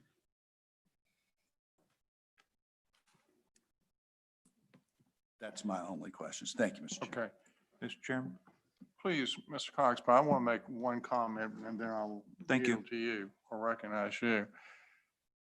Mr. Barley pointed out and went through, gets at what we need to do, something that's been of a keen interest to Mrs. Carmack, Parks and Rec. Now, we have a Parks and Rec Advisory Committee. I believe we have a plan that's been proposed. I'm going to say this, going into this budget, I think we need to address some of the questions and some of the statements that Mr. Byerly brought forward. Because I know Mrs. Carmack has concerns about programs, the lack of programs in Powhatan County versus, say, Goochland County. So we know we've got something on the horizon coming up this budget season that we're going to have to address, and it's called Parks and Rec. But anyway, thank you, Mr. Byerly, for going through that. Mr. Cox. Thank you, Mr. Chairman. Getting back to pickleball, Yes, sir. help me understand pickleball. How long do does a session last? Is it an hour, 2 hours? It can last as long as they want, but typically an hour would probably suffice. Okay, so Or they're playing, 3 hours. they're playing 1 to 2 hours. Okay. I'm seeing different hand signals. I feel like I'm in a baseball game to have to play. All right, so I heard it could go on, potentially for 3 hours. And I heard that, pickleball gets scheduled in other localities on certain days, on certain time periods. Am I correct on that? Yes, sir. And with the COVID, that's where they have limited to an hour so that they can clean in between the groups. So you have lesser numbers in at a time? Yes, sir. Okay, so that's going to necessitate probably a longer period of time. So 3 hours, we can go with that. Okay, thank you, Mr. Cox. Thank you. My hand signals from the audience said 2 to 3 hours. Ms. Smithers, we're using CARES Act funding to clean these, are we not? It's eligible, yes, sir. Okay, so the cost of deep cleaning, at least in the short term with COVID, is not a cost to the Parks and Rec folks because we have CARES money to use that. Is that a fair statement? Yes, sir. I think the definition of deep cleaning is, we're not talking about fogging the building. We're talking about just wiping it down. Right, there's a difference in the right. deep cleaning versus cleaning after every single group after. But the everyone point is, leaves. can we use CARES Act money for it? Yes, sir. Okay, so that's a cost that is kind of, if you will, in the short term, very short term, off budget.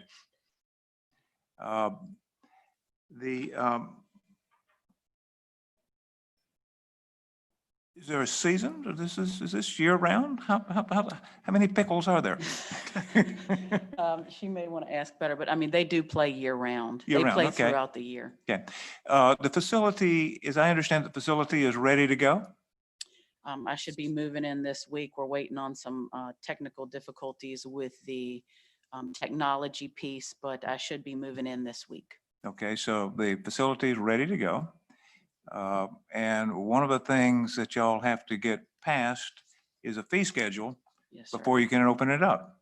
Yes, sir. So one of the requests was to delay things from the audience. And if we did that, now we have a conundrum, right?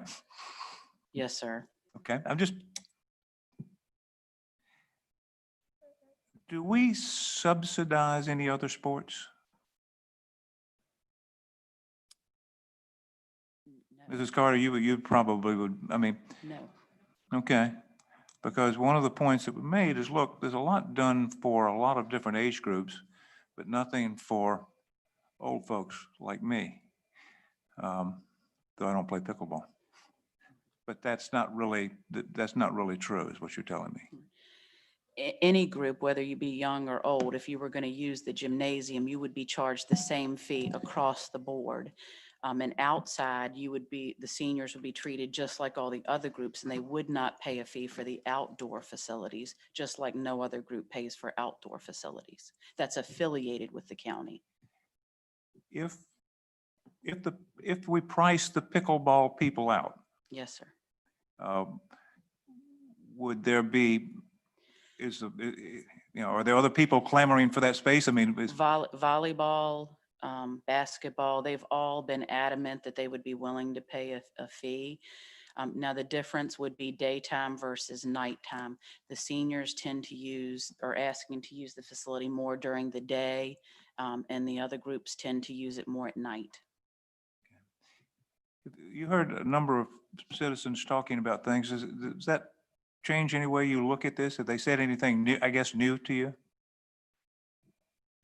I've Okay, heard no, it okay, no, all. Yeah, no, I've heard it all. I mean, and Okay. I I believe that. I mean, you would be surprised. I spend numerous hours every day, every night, 7 days a week, talking to every single group. I would say 5 to 10 members of every single organization call me almost on a daily basis. And I sympathize, I hear them, I understand. That's why I went with a fee that I felt like the $25, if they divided amongst the whole group, that wasn't going to hit as hard. And yet it would still meet some of our needs of the AC and the heat. If we don't charge anything, I mean, I have a very, very limited budget. Virtually no budget. Pretty much. And so my fear is that, we will go in the hole, and we will probably still go in the hole, even with the $25 that we would charge. We're still going to go in the hole with the cost of the heating, the air, the cleaning, everything that's going to be associated with that. We will go in the hole. Thank you. Mr. Chairman, I'm finished. Ms. Carmack. Thank you. Quick question. The Independent Groups Leagues organization, tell me how that's different than the Powhatan affiliated. Give me an example Yes, of. Yes, ma'am. Sorry, ma'am. Yeah. I'm so used to saying yes, sir. I apologize. She doesn't mind. Yeah, it's all right. So sorry. So an affiliated group is going to be something that's Powhatan-based, recreational in nature, free and open to the public, and a not-for-profit status. The other groups are going to be, whether it be travel ball or maybe it's something that's not recreation recreational in nature. So a group that, like the YMCA is going to put in, even though they have their own facility, I can tell you now, they're going to request basketball be held at this facility. They've used it in the past. So you're going to have the Boy Scouts are going to want to hold meetings here. You're going to have the Women's Club in Powhatan is going to want to hold meetings here. You're going to have all these groups that aren't affiliated with the county, so that they would pay the non-affiliated group rate. Okay. My only point with that is those are nonprofits themselves who, a lot of those provide a service to the county, They do. Boy Scouts, YMCA. Where I'm going with that is, I mean, personally, we have this gym, we spent the money for the gym. I want to see people use this gym and I want it to be in, Mr. Williams was correct. Parks and Recs have been one of my, bugaboos. That's what I ran on. One of the things. I would rather see the county take a little hit and offer this, be as welcoming as possible to all groups and really see this facility used. That's what I would like to see. As far as the HVAC, relatively speaking, your HVAC, you're going to set your temperature, you're going to keep your temperature at 70 degrees or 68 degrees. You're not going to be taking it down to 40 degrees and then up, with a building of that size, your cost is your cost. So I personally would like to see maybe the facility usage, the top one at 25 for either. I think that would be fair. And the bottom one at the second one at 50 for either. I understand. So if we did that, and then you think about, I have to treat all sports, all things equally. So if that becomes the case, do we then let all of these other groups also use the fields and things at the same, which is free for our affiliated groups? So there's going to be, if there's not that differentiation. I see what you're saying. Yeah. It doesn't have to be 50. Maybe it's a lower cost. Right, right. Any other questions, Mr. Norfolk? Yeah, I'll try to be quick. I think there's two things going on here that I'd like to address. One is, I think we just solved this and we want this to be fair, right? So if you're not from the county, you're going to pay a little more. If you are Little League, correct me if I'm wrong. Actually, I'll ask a question. So pickleball, Little League, any PYA sport, et cetera, they're all getting treated the same here, correct? Yes. If they want to rent the gym, yes, Little League is going to pay the same as pickleball, et cetera, et cetera. Absolutely. Okay, so, and outside it's free, Yes. right? That to me is very fair. Everybody's getting treated the same, all right? So I don't think it's a fairness issue. So I'm okay with that part. And what you just brought up, Karen, 2 levels of fees seems fair because of the definitions that we're talking about here. So the next thing would be, how much are we charging? So it's fair that we're charging everybody the same, but is the number fair? Right. Okay. Right. And I want to bring up just a really quick point here. I've said this many times during budget season. We don't have bake sales in this county to raise money. The 5 of us don't sit in front of Food Lion and sell cookies or whatever. The county doesn't make money in the sense that a business does. We get our revenue from taxes and fees. That's how we get our money. So fees is part of our quote unquote income for Powhatan. So here's where I'm going with that. If we start using fees that don't cover costs, math is a stubborn thing. Something's got to give. Either we spend less somewhere else or we raise taxes. There's really no alternatives there. We have a certain income, we have a certain outgo. So if we start lowering part of our income, as in fees in this case, to where it's not covering costs, it's got to come from somewhere. So, I heard more than one citizen say, we pay taxes to this county, basically we should get a free ride or it should be a lot less or whatever. your taxes would be higher if you weren't paying fees. And that's true of all kinds of stuff. There are, I think, 20 pages of fees in front of me. Animal control has fees, Commissioner of the Revenue has fees, Treasurer's Office has fees, Clerk of Court, facilities, Sheriff's Office, et cetera, et cetera, et cetera, et cetera. We charge fees. And I think most of the fee structure is very fair because it targets the user. And I really like user fees more than flat taxes, to be honest. If you're using a facility, you should pay for that more so than someone who does not. That seems fair to me. So it's got to come from somewhere. So here's, after all that, here's my question and here's my consideration for my colleagues here. I think it's fair to treat everybody the same. I think it's fair to charge a fee for specific uses. Now here's the question of the night. Is $25 the number? Can we go with 20? Where's that break even? I know you said you did a lot of research. So if we went with 20, are we, hemorrhaging money? Or, if we went with 15, where is that line sort of? It's hard to say yet because we haven't been in there and we couldn't get a clear figure as to how much some of the costs were truly going to be just yet, meaning the lighting, the air, the heat. So it's going to be kind of hard. So I went with more of I had heard the group say that there were typically roughly 30 members. That's why I had chosen the 25 because it equated to about $1, which was what, if Amelia County charges $1 and Amelia County has 3 full-time staff. Right.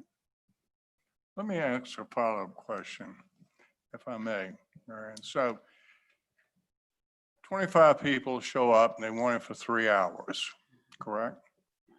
So that would mean that if I was one of the 25, I would be paying $3 a day for use of the gym. Is that correct? $3, correct? Yes, sir. That's what it would cost me as an individual to play pickleball that day. Yes, sir. Now, one of the other things that have been said, they schedule it, in some localities, a couple days during the week, which you've offered, to work with them on that because as Mr. Byerly pointed out, there's a lot of demands. There's more users out there than there are courts, gyms, ball fields, et cetera. So you're trying to be equitable in not only the access of the facilities, but in the pricing and fee structure as well. Yes. Because this is one of these supervisors pointed out earlier, you have to be careful. What you do for one, you want to do for all. Yes. And I'm sure you're very familiar with that, aren't you? Oh, goodness knows. I have to answer that question every day. Why do I do certain things the certain way? What equates to this group has to pay, but this group doesn't. I have to answer those and I have to treat everybody equally. And another point on this matter is that if there were no fees charged, some legitimacy to the use comes into play. People tend to schedule things and not show up if there's not a fee. And then I would possibly miss out on someone that maybe perhaps would have paid a fee to use the facility. So it's some accountability. It's, if you say you're going to be there, are you really going to be there? Let's hold true to that. I can tell you there's no travel ball team that pays to use a field that doesn't show up to use a field. Any more questions for Mary Ann? Mr. Chairman, Yes, please, Mr. speaking of the pay, are you guys going to take credit cards, debit cards? We cannot at this point. Is that, you plan to take that? I mean, How I had planned on handling it, I didn't want someone to have to come in with the cash or the money every Right. single day. And what other user groups do is they all get together and they make a payment, once every month, once Right. every 3 months. Yeah. And one of the reasons we don't want to take that on right now is because the county's working with the ERP. And so that will hopefully as part of that process, Okay. we'll be able to take payments. In the future, we should be able to, though, as we settle our ERP situation. And I do think that the outside county participants, they need to be addressed on here because we're going to get them. They are, sir. Are you using so- them as independent groups? No, so if you go a line up, it's the non-county residents, whether it be softball, basketball, pickleball, et cetera. Every non-user in the county, and it's $10 per season. So if Oh. pickleball was year round, that's Yep, where. I got you. It's one line up above these. I'm sorry. I didn't see that. Okay. And that fee has been paid regularly, even Little League, soccer, they all pay that fee. If we do happen to have non-residents come into the county to play, they all pay that same fee. Per person, right? Per person. She's not per nodding team. yes. Okay. Per person, per Okay. season. Okay.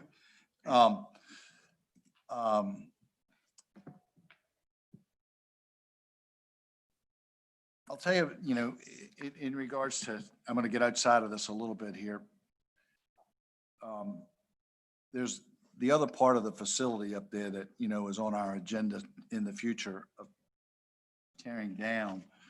We should really look at that as an opportunity to put some batting cages, volleyball. I mean, even, it was a school, but there's a lot of non-load bearing walls, according to Dr. Tibbs, that you can knock down the walls and open up large area spaces to accommodate, as opposed to demoing that building up there. Maybe we should look at that and consider that because I realize there's definitely an abundance of people that want to use facilities. And when it comes to the fees,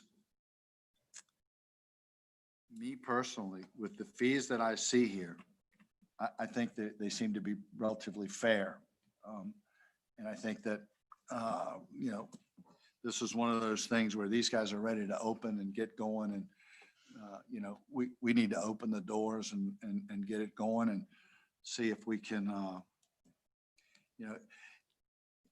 when you open up a new business, if you don't have a lot of customers, you might need to readjust your price. So, but if you open up a new business and these are your prices and after a period of time, you've got more customers, you might need to reevaluate your price again. Yes, sir. So I'm good. Mr. Thank you, Chairman. Mr. Farley. Board members, just a comment. Mr. Smith, we're going to have another opportunity to review this, I believe, come budget season. Entire rate schedule is up. So everything will be up for review again. Mr. Chairman. Excuse me. Yes, Ms. Carmen. On that note, it's interesting because just kind of noting the difference, here we're charging $75 for an entire day for an outside group, while in here we're charging $100 per hour for an outside group. So just will be interesting I to don't take a want to look draw at. any conclusions without having a conversation with my parks director, but, and getting more context. Mhm. And I'm sure we will be doing that come budget season. Mr. Chairman, Mr. Norman. two real quick comments. One, I coached baseball for 16 years, and a lot of that was AAU and independent teams and whatnot. We actually rented fields out here in Powhatan, and we were expected to pay the field fee, and if we wanted lights, that was extra, and we get it. I mean, it costs money. Believe it or not, that baseball field laying there, it needs grooming, it needs chalk lines, it needs lights when it starts getting dusk. And you do make divots in it and all kinds of things have to be repaired, screened out. So I get it. To just walk on the field and think we could get it for free, that was just not even in our thinking. So I think people should understand that they need to pay these types of activities. I would like to change the fee amount, and I want your opinion, and then I'm going to pivot to my colleagues here. I would like to do 20 instead of 25. I want to meet them part way because we don't really have a hard, fast number. 25 is probably pretty darn close, but I wouldn't mind what Mr. Williams just said, kind of kicked it off. we'll be reviewing it again. And I would like to start with kind of a COVID-friendly, $20 fee. There are a lot of people that have unexpected expenses. There's people that lost jobs or shifted jobs or whatever. So I would like to go with, and this is for my colleagues too, 20 instead of 25 in the first block there, and 40 instead of 50 in the second block, and then leave the other numbers the way they are. How, is that gonna wash? I mean, will that work at least for a starting point? Is that realistic? I would think that's doable. Okay, I would like to propose that change as we're looking at this fee Do schedule. you have a motion you'd like to make, Mr. Norman? Yeah, I'd like the motion to adjourn, but I can't do it yet. Yeah. You haven't tried. Good point. Wow, did I miss an opportunity there? I would like to make a motion to approve ordinance, let's see, what is it? 2020-15 with the following changes. The fee schedule in the first block, strike 25 and replace it with 20 for the, Affiliated. yeah, the affiliated group rate. And then in the second block that's highlighted, 40, strike the 50 and replace it with 40 for the affiliated groups. For the independent. What's that? For the independent. For the independents. Thank you. I make that as a motion. Do I have a second on the motion? I'll second that. Any discussion on the motion? Yes, Mr. Chairman. Yes, Mr. Cox. I really have some difficulty just throwing numbers against the wall after our staff has spent a lot of time trying to put this together. It's an attractive way to respond to the citizens, but it's not a very good way to do business. Thank you, Mr. Chairman. Thank you, Mr. Cox. Mr. Chairman, Yes. I hear you, but they just nodded their heads that it would be okay to do it. So that's why I went there first. But I agree with you. We shouldn't be doing the spaghetti against the wall, but we don't know either number right now. So I'm starting with 20. When we review it, and that's what I meant, that they kind of kicked it in my head. We're going to be looking at this fairly soon. And if it needs to be 25 or 27 or whatever, I'm fine. So I just want to start lower. Thank you. Any other discussion on the motion? Mr. Smither, I'm sorry. Oh, Mr. no, I'm no, sorry. no. Mr. Smither, would you call the roll? Sure. Mr. Nordvig, Aye. Mr. Byerly, Aye. Ms. Carmack, Aye. Mr. Cox, Aye. Mr. Williams. Aye.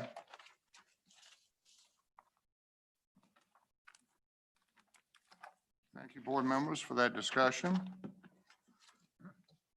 It now moves us to our second public comment period.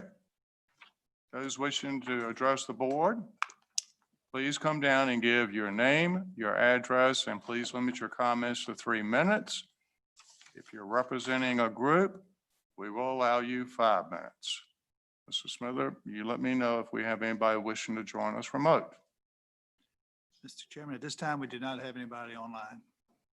And I do not see anybody approaching the podium, so I'm going to close our second public comment period.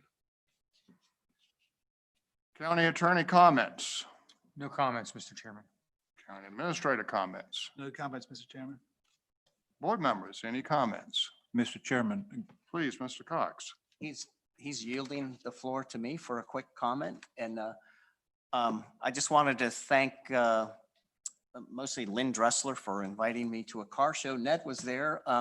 If you didn't go to the car show that was on Dorset Road this weekend, you missed out. I don't know, how many cars do they have, Ned? Probably. 300 maybe? It No, seemed I like- mean the classic ones. Oh, yeah. I wish. It was great. Like, it was Really probably nice. 40 or 50 It cars was out more there, than right? that. I bet it was close to 100. Okay, so lots and lots of classic cars. I picked out my 68 Camaro, cherry red with white racing stripes, but they had food, they had music, they had a lot of people out there. It was a beautiful day and what a great event. So thank you to them for hosting it. And if they do it again next year, I would definitely put that on my calendar. Thanks. Thank you, Mr. Norman. Mr. Chairman, today was a tough day for transportation in Powhatan County. Red Lane eastbound was shut down for a little over an hour with a lot of equipment there. As I left my house, Highway 609 is shut down. a tractor trailer full of logs, rolled it across the, right in front of the bridge. So that was shut down. And I've now seen 2 dead deer on 60. They are starting to run, okay? As y'all drive home this evening, please be careful.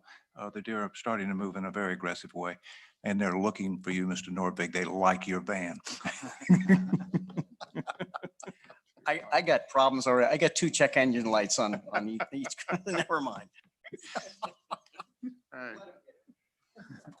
With that, Mrs. Carmack, what time is it? Mr. Chairman, Please, Ms. I Fox. would like to make comments. Everybody wants to go.